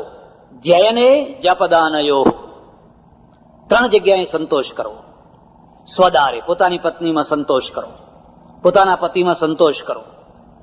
એ કાળો હશે, કુબડો હશે કે કાળી હશે કે જે હશે એ તમને સુખ આપવાની છે. તમારા બાજુના ખેતરમાં ગમે એટલું સારું ઉગેલું હશે, એ ઝેર છે, પોઈઝન છે. જો એમાં મોઢા ભરવા ગયા તો મેણો ચડશે અને મેણો ચડીને વગર મોતે મરશો. તમારા ખેતરમાં જે છે એ તમારું છે. અહીં સંતોષ કરો. સ્વદારે ભોજને, જમવા બેસો, જમતી વખતે જે આવ્યું, ગમ્યું ના ગમ્યું, પણ એમાં પછી કઈ એ વખતે કકડાટ ના કરો.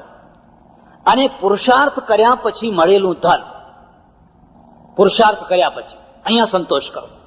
ત્રિષુ ચૈવ ન કર્તવ્ય, આ અર્થશાસ્ત્રી છે. પણ 3 જગ્યાએ કદી સંતોષ ન કરવો. એક, અધ્યયને, ભણવામાં. હવે બહુ ભણ્યા, હવે કાંઈ ભણવાની જરૂર નથી, ઘણું ભણી લીધું. અરે મરતા સુધી ભણો. આજ આખી જિંદગી આપણે વિદ્યાર્થી રહેવાનું છે. નવું જ્ઞાન શીખો, પ્રાપ્ત કરો. અધ્યયને જપદાનયો, અને ઈશ્વરનું નામ લેવામાં, ભગવાનનું ભજન કરવામાં, એમાં સંતોષ નહીં કરવાનો. અને દાન દેવામાં, સારા કામ કરવામાં. દાન એટલે ઉપલક્ષણ. એમ નહીં ભાઈ આત્મારામ ભાઈ આપો, કંઈક આપો ભાઈ, અરે શા માટે માગો છો? જપદાનયો, આમાં સંતોષ નહીં કરવાનો. આપણા ત્યાં સતત જે વારંવાર સંતોષની વાતો ધર્મના નામે લોકોને પીવડાવવામાં આવીને એના પરિણામ આવ્યા કે લોકો વિકાસ તરફ ના વળી શક્યા. શું કરવું છે? હું ઘણી વાર લોકોને કહું, બહાર નીકળો, પરદેશ જાઓ. અરે મહારાજ, અહીં જ રોટલો મળે છે. હું દિલ્હી તરફ રહેતો, એક ગામડામાં ગયો, એક ગામડાનો ખેડૂત બેઠો બેઠો હુક્કો પીવે. मैं કહ્યું, चौधरी जी कैसे हैं? अच्छे हैं, ठीक है. क्या करते हैं? कि कुछ नहीं करते. શું કરો છો? કઈ નથી કરતો. કેમ કઈ નથી કરતા? એ છોરા સબ કરતો હૈ. મારો છોકરો છે ને, એ છોકરો કમાય છે. આપ ક્યાં કરતે હૈ? હમ હુક્કા પીતે હૈ. હુક્કો પીવો એનો કોઈ વિરોધ નથી, પણ આખો દિવસ હુક્કો જ પીવો. પણ હવે બીજું કામ ના હોય, બીજું કરવું શું પાછું? કામ વાળો માણસ વધારે હુક્કો પીવે કે નવરો માણસ વધારે પીવે? नवरो मानस. तुम्हें काम क्यों नहीं करता? कि काम करके क्या करना है? 2 रोटी खाना है, कल मर जाना है, साथ में कुछ आने वाला नहीं है, और किसके लिए ये बवाल करना? कल तो मर जाना है. ભારતની પ્રજાને જ્યાં સંતોષ ન કરવો જોઈએ ત્યાં સંતોષ કરાવડાવવામાં આવ્યો, અને એ સંતોષે આ પ્રજાના મસ્તિષ્કને ડલ બનાવી દીધું. એક કારણ. બીજું કારણ કદાચ તમારા મગજમાં નહીં ઉતરે. ભારતની ગરીબીનું મૂળ એના સાદા જીવનમાં છે. સાદગી ભર્યું જીવન એટલે ગરીબાઈ, કાયમી ગરીબી. હું સાધુ તરીકે સાદું જીવન જીવું એ બરાબર છે. કોઈ કાર્યકર્તા હોય જેનો સમાજ ઉપર ભાર હોય અને એવા માણસો સાદું જીવન જીવે તો એ બરાબર. ચાણક્ય સાદું જીવન જીવે છે, પણ ચંદ્રગુપ્ત નહીં. એ ચંદ્રગુપ્તને નથી કહેતો કે લંગોટી વાળ બેટા, એક બંડી પહેરી લે અને એક પોતળી પહેરી લે. ચંદ્રગુપ્તને નહીં. હું ઋષિ છું, મારે સાદું જીવન જીવવું. પણ આખી પ્રજાને જો સાદું જીવન જીવતી કરી નાખો તો એનું પરિણામ શું આવશે? કે બજારમાંથી વસ્તુઓ ખરીદાશે નહીં, અને બજારમાંથી વસ્તુઓ ખરીદાશે નહીં તો રોજી કોને મળશે? ક્યાંથી રોજી મળશે? રોજી કેમ મળતી હોય છે? કારણ કે બજારમાંથી વસ્તુઓ ખરીદાતી હોય છે, અને બજારમાંથી વસ્તુઓ કોણ ખરીદતું હોય છે? જે વધુ વસ્તુઓ વાપરતું હોય છે એ. એટલે એક બીજું સૂત્ર યાદ રાખજો, રોજીનું મૂળ ઉપર હોય છે. ઉપરનો માણસ નીચેના માણસોને રોજી આપતો હોય છે. હજુ તમે મારી વાત નહીં કરી બેસે. નીચેનો માણસ છે એ રોજી પેદા નથી કરી શકતો. ઉપરના માણસની આવશ્યકતાઓ રોજી પેદા કરે છે. માનો કે મને 5,000 રૂપિયા પગાર છે, 10,000 રૂપિયા મારો પગાર છે, અને આત્મારામભાઈનો પણ 10,000 રૂપિયા પગાર છે. આત્મારામભાઈ 10,000 રૂપિયા ખર્ચી નાખે છે. એક ગાડી જોઈએ, એક ડ્રાઈવર જોઈએ, એક રસોઈયો જોઈએ, 2 કામવાળીઓ જોઈએ, ધોબીને, સુથારને, પડદાવાળાને, ટીવી વાળાને, પંખાવાળાને, પેલી ચેનલ ચલાવતો હોય એને, એ બધા એના પૈસા 10,000 બધે વેચી જાય છે. હું શું કરું છું કે હું દાળ ને રોટલો અને 2 કપડાં પહેરી અને જાતે 2 ટિક્કર બનાવી મારા વાસણ જાતે ઘસી અને બિલકુલ સાદામાં સાદું જીવન જીવું છું. પરિણામ શું આવશે? કે આમનો પૈસો બજારમાં રોજી પેદા કરશે. એના 10,000 રૂપિયા છે, એમાંથી એક રસોઈયો, 1 ડ્રાઈવર, 2 કામવાળીઓ, ધોબી, હજામ, સુથાર, ફલાણા ફલાણા ફલાણા ફલાણા, આ પ્રત્યક્ષ રોજી. અને પ્રત્યક્ષ રોજીની પરંપરાની રોજી પાછી હોય. જ્યારે તમે એક ગાડી રાખો છો ત્યારે માત્ર એક ડ્રાઈવરને રોજી નથી આપતા, એના પંચર કરનારને રોજી આપો છો, એના હવા ભરનારને રોજી આપો છો, એના પેલા ગેરેજમાં જે કામ કરનારો છે એને રોજી આપો છો. એની એક પરંપરા, એ ગાડી સાફ કરનાર છે એને રોજી આપો છો. એની એક આખી પરંપરા ચાલે છે. હવે આપણે તો મગજમાં એક વાત, હા ગાડીમાં ફરે છે મહારાજ, એમ કહો જોયું ને, તો હવે શું પગે ચાલીએ? હા બરાબર, હવે બરાબર. એમ અરે રોજી મરી જશે. આજે જો આ દેશની બધી ગાડીઓ બંધ કરી દેવામાં આવે, પરિણામ શું આવશે? કેટલી મોટી બેરોજગારી થઈ જશે. અરે ગાડીઓની વાત જવા દો, માત્ર ટીવી બંધ કરી દેવામાં આવે ને, ટીવી, તો એ ટીવી બંધ કરી દેવાના કારણે કેટલા લાખો માણસો બેકાર થશે, અને આજે લાખો માણસો એ રોજીમાં લાગેલા છે. પણ આપણે એક જ વાત કરી ગયા, ટીવી કઈ ખાવાની ચીજ છે? એનાથી કઈ પેટ ભરાવાનું હતું? ફલાણાથી કઈ થવાનું હતું? આ ફલાણું આમ કરી લો, ફલાણું આમ કરી લો. જ્યાં તમે પ્રજાના જીવનમાં સતત સાદાઈની વાત બેસાડી નહીં કે ગરીબાઈ આવી નહીં. હું તમને જરા વધારે વાત સમજાવીશ. 5 મુસલમાન છે, એ 5 મુસલમાનને જમાડવા હોય તો કેટલા વાસણ જોઈએ? 1 ખૂમચો. 1 ખૂમચો મૂકી દો વચ્ચે, 5 જણા બેસી જશે, જમી લેશે. 5 હિન્દુઓને જમાડવા હોય તો કેટલા વાસણ જોશે? 5 થાળીઓ, 5 વાડકીઓ, 5 પ્યાલા, બરાબર? ચમચીઓ તો જો કે આપો કે ના આપો, જો કે અત્યારે દેશમાં ચમચા ચમચીઓ બહુ થતી નહીં હોય, કઈ હોય તો આપો, ના હોય તો ચાલે, હાથથી ચાલે. પણ એ 5 હિન્દુઓને જો જમાડવા હશે તો તમારે 5 સેટ જોશે, અને 5 અંગ્રેજોને જમાડવા હશે તો તો એક એક માણસને 5-5 ડીશ જોશે. એને ખુરશી જોશે, એને ટેબલ જોશે, એના ઉપરનું એ જોશે, એને નેપકિન જોશે, એને ચમચા જોશે, એને ફલાણું જોશે, એને આ બધું જોશે. એનું પરિણામ એ છે કે બધી વસ્તુઓ બજારમાંથી ખરીદવી પડશે. અને જ્યાં તમે બજારમાંથી ખરીદેની વસ્તુ કે રોજી ઊભી થઈ એટલે રોજી ઊભી થશે. એક જ્યાં તમે ટેબલ ખરીદવા ગયા એટલે સુથારને રોજી મળી. જ્યાં તમે નેપકિન ખરીદવા ગયા, આપણે તો આ છેડો જે ધોતિયાનો લટકતો હોય ને એ જ નેપકિન આમ લૂકી નાખો. મને ખબર છે, મારા પૂર્વજો મેં જોયેલું છે કે ઘરની બહાર પેલો પથરો હોય ત્યાં બેસીને નાવાનું, અડધી ડોલે નાવાનું અને અડધી ડોલની અંદર ધોતિયું ધોઈ નાખવાનું. એક ધોતિયેથી શરીર. ત્યારે પૈસો નતો, પણ પૈસો કેમ નતો એનો કોઈ વિચાર ના કરે. પૈસો કેમ નથી? જો તમારા ઘરમાં 3 કપડાં હોય અને જો તમારા ઘરમાં 30 કપડાં હોય એક માણસના પાછળ, તો 30 કપડાં બજારમાં રોજી ઊભી કરશે. અને આ જે રોજી હશે એ દાન ધર્માદાની નહીં, કોઈની હોશિયારી રોજી નહીં કે કંઈક આપો તો અમે કરીએ એવું નહીં. આ તમારી આવશ્યકતા છે. બજારમાં નીકળો એટલે 50 પ્રકારના નેપકિન મળે છે. 1 રૂપિયાનો મળે છે, 5 રૂપિયાનો મળે છે, 25 રૂપિયાનો મળે છે, 200 રૂપિયાનો મળે છે. તમારી શક્તિ પ્રમાણે તમે કોઈ 200 નો ખરીદશે, કોઈ 5 નો ખરીદશે. ક્રોકરીનો સેટ છે, ફલાણું છે, ફલાણું છે, ફલાણું છે, આ બધું ખરીદાશે. આ વાત જો મગજમાં ઉતરે તો 1947માં ભારતની વસ્તી 33 કરોડ હતી. 33 કરોડ. અને 33 કરોડ વસ્તી હતી ત્યારે જે ભૂખમરો હતો, જે ફાટેલા કપડા લોકો પહેરતા હતા અને જે દુર્દશા હતી, 1993માં 90 કરોડ વસ્તી થઈ. એ ભૂખમરો આજે નથી. પરિવર્તન દેખાય છે. એ જે 90 કરોડ 3 ગણી વસ્તી વધી ગઈ અને છતાં 1947નો ભૂખમરો આજે નથી. કેમ નથી? કારણ કે બજારમાંથી ખરીદ શક્તિ વધી. આજે તમે જઈને જુઓ, નાના ગામની અંદર અમારું ગામ છે, ત્યાં પહેલા એક દુકાન હતી. એક તેલનો ડબ્બો તોડે, એક ગોળનો રવો તોડે, 8 દિવસ સુધી એ ચાલે. 8 દિવસ સુધી એનો એ ડબ્બો ચાલતો હોય. આજે અમારા ગામમાં 15 દુકાનો થઈ અને 15 જણા ડબ્બો તોડે છે અને સાંજે ખલાસ. 15 જણા ગોળનો રવો તોડે છે અને સાંજે ખલાસ. અને લારીઓ વાળા પાછા જુદા. કેમ? પહેલા લોકોને ગોળ ખાવો હતો પણ પૈસા નતા, ખરીદ શક્તિ નથી. હવે ખરીદ શક્તિ આવી એટલે તરત જ કે મહેમાન આવ્યા છે કે આ જાઓ 2 કિલો શ્રીખંડ લઈ આવો. કોઈ મહેમાન આવ્યા છે કે જાઓ 8 આઈસ્ક્રીમ લઈ આવો, ફલાણું લઈ આવો.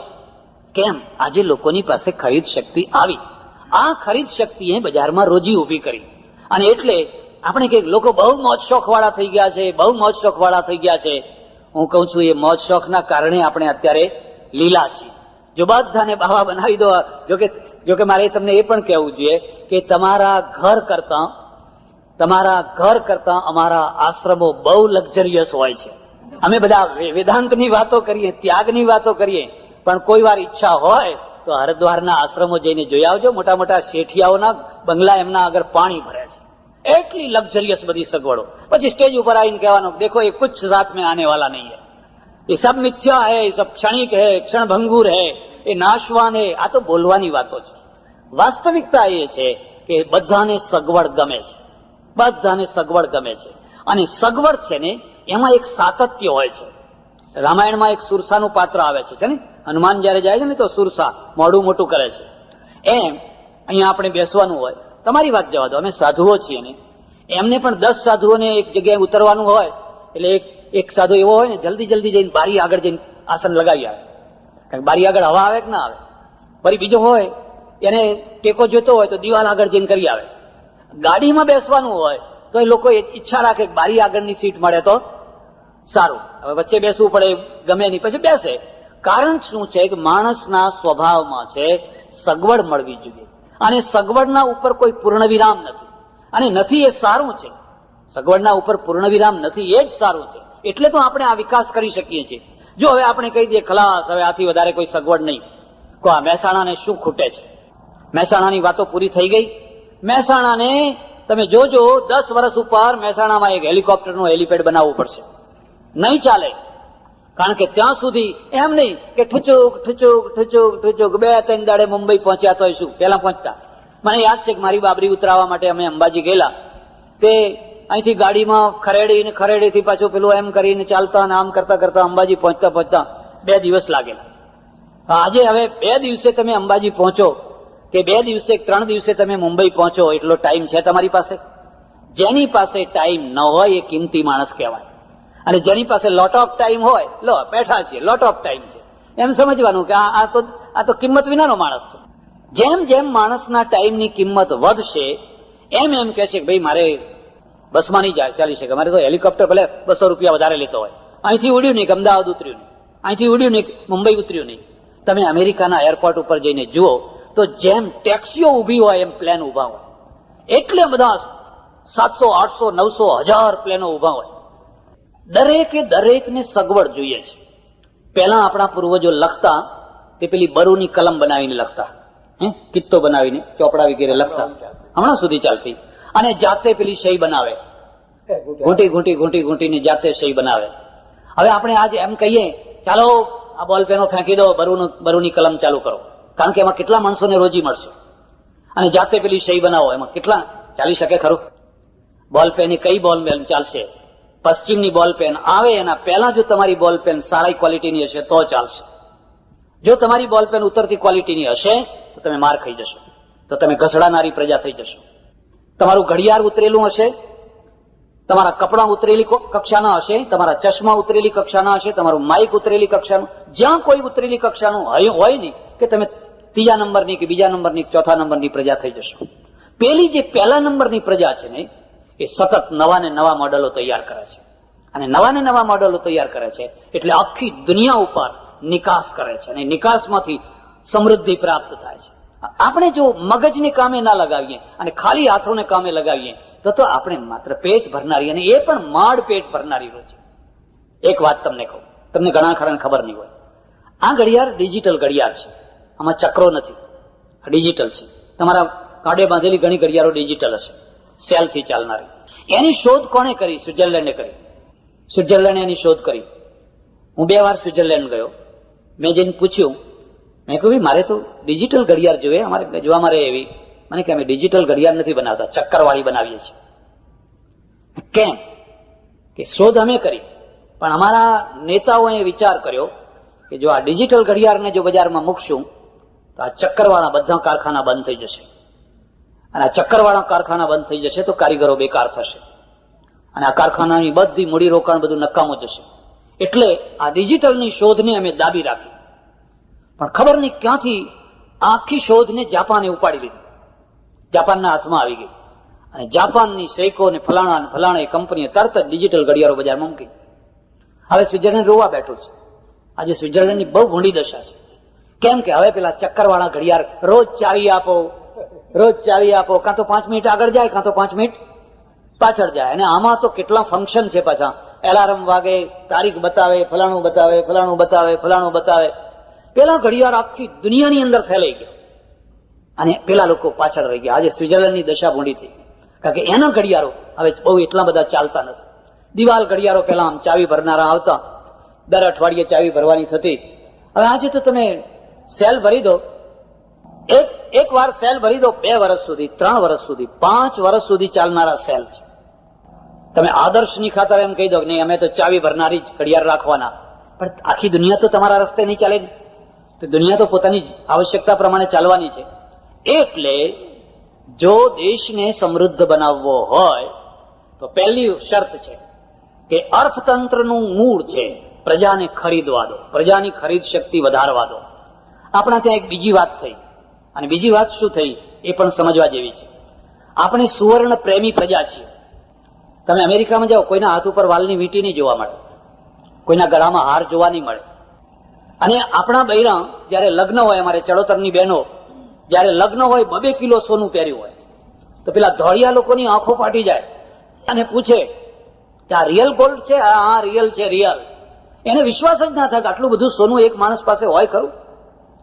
એને એ તરત જ વિચાર કરે મારા હાથમાં વાલની વીંટી નહીં, અને આની પાસે 2 કિલો સોનું, 2.5 કિલો સોનું. આપણે શું કર્યું?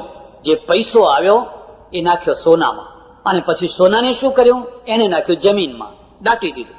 એનો અર્થ થયો કે ડેડ કેપિટલને તમે દબાવી દીધું.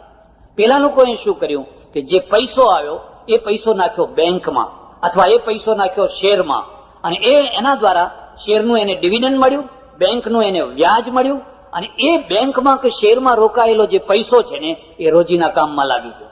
એ કોઈ ફેક્ટરી ઉત્પન્ન કરવાના કામમાં લાગ્યો, કોઈ બીજા કામમાં લાગ્યો, કોઈ ત્રીજા કામમાં લાગ્યો. એટલે ત્યાંની જે મૂડી છે, પબ્લિકની જે મૂડી છે, એ પબ્લિકની મૂડી લિમિટેડ કંપનીઓમાં કે ફલાણામાં ગઈ અને એના દ્વારા એક કારખાનું ઊભું થયું. એ કારખાનાના દ્વારા જે વસ્તુઓ ઉત્પન્ન થઈ એ દુનિયામાં નિકાસ થઈ, ત્યાં રોજી મળી અને નિકાસ થઈ અને પેલા માણસને એનું ડિવિડન્ડ મળ્યું, એનો નફો મળ્યો. આપણે સોનું ખરીદી, ચાંદી ખરીદીને જમીનમાં દાટી દીધું. એટલે તમારી આજે આ દેશની પ્રજા પાસે જેટલું સોનું છે એટલું સોનું અમેરિકાની પ્રજા પાસે નથી. સરકાર પાસે છે પણ અમેરિકાની પ્રજા પાસે નથી. એ તો બિચારા સોનું સમજતા જ નથી. કદાચ પહેરે તો ખોટું પહેરે કે આમ બજારમાં જતા હોય ને એકાદ કોઈ પેલું પથરાનું કઈ સારું દેખાય પહેરે, 10 દાડા 15 દાડા પહેરીને પછી ગાર્બેજમાં નાખી દે. આપણે ગરીબ કેમ છીએ? આપણે સમૃદ્ધ થવું હોય તો શું કરશું? કે વૈભવ લક્ષ્મીનું વ્રત કરો. મારે ત્યાં એક છોકરો આવ્યો, મને કે મહારાજ આશ્રમમાંથી ફૂલ લઉં થોડા? મેં કહ્યું લો.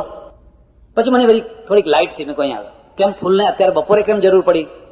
કે મમ્મીએ મોકલ્યો છે અને વૈભવ લક્ષ્મીનું વ્રત કરવું છે. અને આ છોકરો સાયન્સ ભણી રહ્યો છે, એનો બાપ સાયન્સનો પ્રોફેસર છે. મેં કહું વૈભવ લક્ષ્મીનું વ્રત? એ વ્રત વળી કેવું? કે નહીં, એ વ્રત કરીએ તો આપણા ઘરમાં વૈભવનો ઢગલો થાય. તો મેં કહું બરાબર, ફૂલ મારા અને વૈભવનો ઢગલો તારા ઘરમાં થાય? જ્યાં તાર મમ્મીને પૂછી આવે કે જે વૈભવનો ઢગલો થાય એમાંથી અડધો મને આપે તો હું ફૂલ આપું. છોકરો બિચારો ભોળો હોય તો ગયો પાછો ફૂલ લેવા. કારણ કે એમને એમ પડ્યો કે જો ઢગલો થાય તો આખા ફૂલમાં આપણે અડધો આપી દેવો પડે. જરા તપાસ કરો, જાપાનમાં કોઈ વૈભવ લક્ષ્મીનું વ્રત કરે છે? ઇઝરાયલ વાળા કોઈ વૈભવ લક્ષ્મીનું વ્રત કરે છે?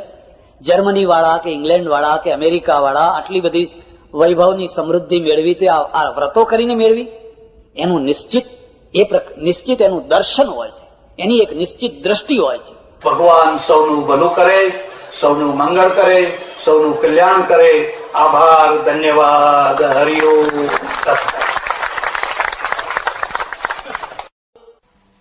તમારે ત્યાં આના માટે ખાસ શબ્દ વપરાયેલો છે આવા માણસો માટે, ધપોડ શંખ. આ શબ્દ યાદ રાખજો. એના માટે શબ્દ વપરાયેલો છે ધપોડ શંખ. થોડી કથા કહી દો એની. બ્રાહ્મણ હતો ને, બહુ ગરીબ હતો. આ પણ કહું તમને, જો ગરીબીની વાત કરવી હોય તો બ્રાહ્મણને લઈ આવવાનું. બ્રાહ્મણ ગરીબ હતો, કેમ કે કંઈક પુરુષાર્થ કરે નહીં, સીધું આવે ત્યારે ખાય. કોઈ ગરીબ ના રહે તો રહે શું? પછી લોભિયાની વાત કરવી હોય તો વાણીઓ લઈ આવવા. એક ગામમાં એક લોભિયો વાણીઓ રહેતો, કે બધા વાણિયા કઈ લોભિયા ના હોય, પણ મોટા ભાગે ઝપટમાં એ જ આવી જાય. ગરીબ બ્રાહ્મણ હતો અને ગરીબીથી કંટાળ્યો અને પછી મહાદેવનું તપ કર્યું. મહાદેવની પાસે જઈને ઓમ નમઃ શિવાય, ઓમ નમઃ શિવાય, ઓમ નમઃ શિવાય. મહાદેવ પ્રસન્ન થયા. મહાદેવ આશુતોષ છે, બહુ જલ્દી ભોળાનાથ પ્રસન્ન થાય. બોલ, તારી શું ઈચ્છા છે? ઘરમાં ભયંકર ગરીબી છે અને ગોરાણી છે એ રોજ મારું લોહી પીવે છે. લોટ લાવો, ઘી લાવો, આ લાવો, પણ ક્યાંથી લાવો? મને એવું કંઈક આપો કે મારા ઘરમાંથી ગરીબી દૂર થઈ જાય. એટલે મહાદેવે એક શંખ આપ્યો. એટલે જા બેટા, આ શંખ લઈ જા અને જ્યારે પણ ત્યારે તને પૈસાની જરૂર પડે આ શંખનું પૂજન કરજે. અને પૂજન કરી અને પછી શંખ તને કહેશે બોલ બોલ તારે શું જોઈએ? એટલે તું કહેજે કે મને થોડા પૈસા જોઈએ. કે લે લાખ રૂપિયા, એને ફટ દઈને તને લાખ રૂપિયા આપશે. બસ, હવે તારી દરિદ્રતા દૂર થઈ. અને બ્રાહ્મણ તો હરખાતો શંખ લઈને આવ્યો. એક બીજી વાત યાદ રાખજો, તમે ઈશ્વરની પાસે જ્યારે કોઈ મોટી ચીજ માગો તો એના પહેલા માગજો કે મોટી ચીજને પચાવવાની શક્તિ પહેલા આપજે. ચીજ મોટી છે ને પચાવવાની તાકાત નથી. તમારી પાસે ગાડી સારામાં સારી છે પણ ચલાવવાનું ડ્રાઇવિંગ તો આવડતું નથી, કરશો શું એને ચલાવી? એ આવી ગયો ત્યારે શંખ. એટલે એને વિચાર કર્યો કે રસ્તામાં એક ધર્મશાળા આવી અને ચાલ આ ધર્મશાળામાં રાત રોકું આજનો દિવસ, કાલે પછી ઘેર જઈશું. મેનેજર વાણિયા હતા, એને કહ્યું મને એક રૂમ આપો. મેનેજર હતા વાણિયા, એમણે એને એક રૂમ કાઢી આપ્યો. એટલે પેલા એ બારણું બંધ કરી અને અંદર પૂજા કરવા માંડી. આજ પહેલી વાર આપણે આ શંખની કસોટી તો કરીએ, લાખ રૂપિયા આપે છે કે નથી આપતા, તપાસ તો કરીએ. વાણિયો આવીને પોતાની ગાદી ઉપર બેઠો પણ એને મનમાં શંકા ગઈ કે આ એકલો માણસ છે, કોઈ પતિ પત્ની કે એવો કોઈ સાથે બીજું તો કોઈ છે નહીં, છતાં આને બારણું કેમ બંધ કર્યું? એટલે ધીરે રહીને ગયો અને જઈને તિરાડમાંથી જોવા લાગ્યો કે અંદર શું કરી રહ્યો છે. એક બીજો મુદ્દો યાદ રાખજો, ઘણા લોકો તિરાડમાંથી જોવા માટે જન્મ્યા હોય છે. એ આખી જિંદગી કોઈના બારણાની તિરાડમાંથી જોયા જ કરતા હોય છે. એને જોયું તિરાડમાંથી, કહો મહારાજ તો એક શંખની પૂજા કરી રહ્યા છે, ને પૂજા પૂરી થઈ એટલે શંખ બોલ્યો, બોલ બોલ તારે શું જોઈએ છે? મને 1000 રૂપિયા આપો. અરે 1000 શું, લાખ લે ને. ફાટ દઈને ₹1,00,000 આવી ગયા. છે ચમત્કાર. એમ પાછો આવી નતો એવો ને એવો બેસી ગયો. પેલા મહારાજ છે ને, આ પણ હું તમને કહું છું, બ્રાહ્મણના પાસે જો પૈસા આવે ને તો પહેલા શીરો ને લાડવા બનાવવા લાગે. રોજ કડછી ને તવી, કડછી ને તવી રોજ ચાલુ થઈ જાય. વાણિયા પાસે, પટેલ પાસે આવે ને તો સોનું ખરીદે કાં તો શેર ખરીદે. સોનાનો ભાવ પૂછે, સોનું શું ભાવ છે, શેરના હમણાં શું ચાલે છે. મુસલમાન પાસે આવે તો હથિયાર ખરીદે. પૈસો આવે એટલે પહેલું એનું કામ હથિયાર ખરીદવાનું. એકને પૂછ્યું, ભાઈ તમે સોનું ખરીદતા હો તો હથિયારમાં શું કામ પૈસા નાખો છો? કે આ બધું અંતે તો અમારું જ છે ને, ભલે ને અત્યારે પહેરવું હોય એમ પહેરી લે, પણ જ્યારે ત્યારે એ બધું અમારા હાથમાં જ આવવાનું છે, કારણ કે અમારા હાથમાં હથિયાર છે. જેના હાથમાં હથિયાર હશે એના હાથમાં જ સોનું રહેવાનું છે. તમારી પાસે સોનું છે પણ હથિયાર વિનાનું છે. હથિયાર વિનાનું છે એટલે ક્યારે કોઈ લૂંટી જાય કઈ કહી શકાય. દરેકની ખાસિયત હોય છે. એટલે આ પાછો આવીને હતો એમને બેસી ગયો. ઓલો બ્રાહ્મણ છે એને તો પાછું બારણું ઉઘાડ્યું અને પેલી વિચાર કર્યો કે થોડું ઘી લઈ આવું, ગોળ લઈ આવું, શીરો બીરો કંઈક બનાવું, આવું વિચાર કર્યો. એટલે પેલા વાણિયા જે મેનેજર હતા ને, દોડતા જઈને પગમાં પડી ગયા, મહારાજ મહારાજ મહારાજ, આપના જેવા જ્ઞાની તપસ્વી મહાન વિદ્વાન અમારે આંગણે ક્યાંથી? આજ રસોઈ મારે ત્યાં, આજ તમારે રસોઈ નહીં કરવાની, આજ મારે ત્યાં જમવાનું. બ્રાહ્મણ વિચાર કે માણસ કોઈ બહુ શ્રદ્ધાળુ લાગે છે, ભક્તિભાવ વાળો છે, ભલે તારે તમારી ઈચ્છા હોય તો તમારે ત્યાં રાખીએ. એટલે અમારે ત્યાં એક બીજી કહેવત પડી છે, નમે નમે में फेर है बहुत नमे नादान, दगलबाज दौड़ा नमे चित्ता ચોર કમાન. હવે એને ખબર નથી કે કંઈક ઘાટ કરવા માટે છે. એને તો પેલા રસોડું બતાવ્યું, બધું સીધું આપ્યું ને કોટ બાપા તો લાડવા કરવા માંડ્યા. આણે હોશિયારી શું કરી કે ધીરે રહીને પેલા રૂમમાં જઈ અને પેલો શંખ હતો એ લઈ લીધો અને એની જગ્યાએ બીજો બનાવટી શંખ મૂકી દીધો. આને ખબર નથી કે આ લાડવામાં એનો શંખ ગયો.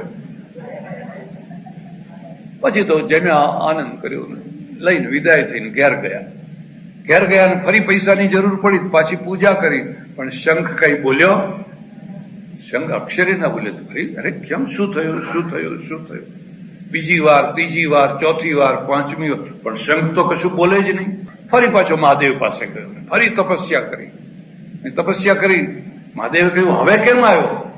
કે દરિદ્રતા એવી ને એવી જ છે, મારો શંખ કઈ ચોરાઈ ગયો છે, કોઈ લઈ ગયું છે. હા લઈ ગયો છે, પેલો મેનેજર જે વાણિયો છે ને એને લઈ લીધો છે. તો હવે હું શું કરું? કે ચિંતા ના કર, હવે હું તને એક બીજો શંખ આપું છું. આ બીજા શંખની એક ખાસિયત છે કે તું એમ કહીશ કે મને 1000 રૂપિયા આપો, ત્યારે એ કહેશે લાખ લેને, અરે કરોડ લેને, અરે 2 કરોડ લેને, અરે 10 કરોડ લેને, પણ આપશે નહીં. બોલશે ખરો પણ આપશે.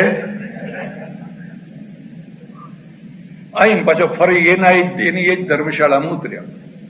પેલા વાણીને જોયું કે હા મહારાજ પહેલા આવેલા પેલા શંખ એ જ લાગે છે.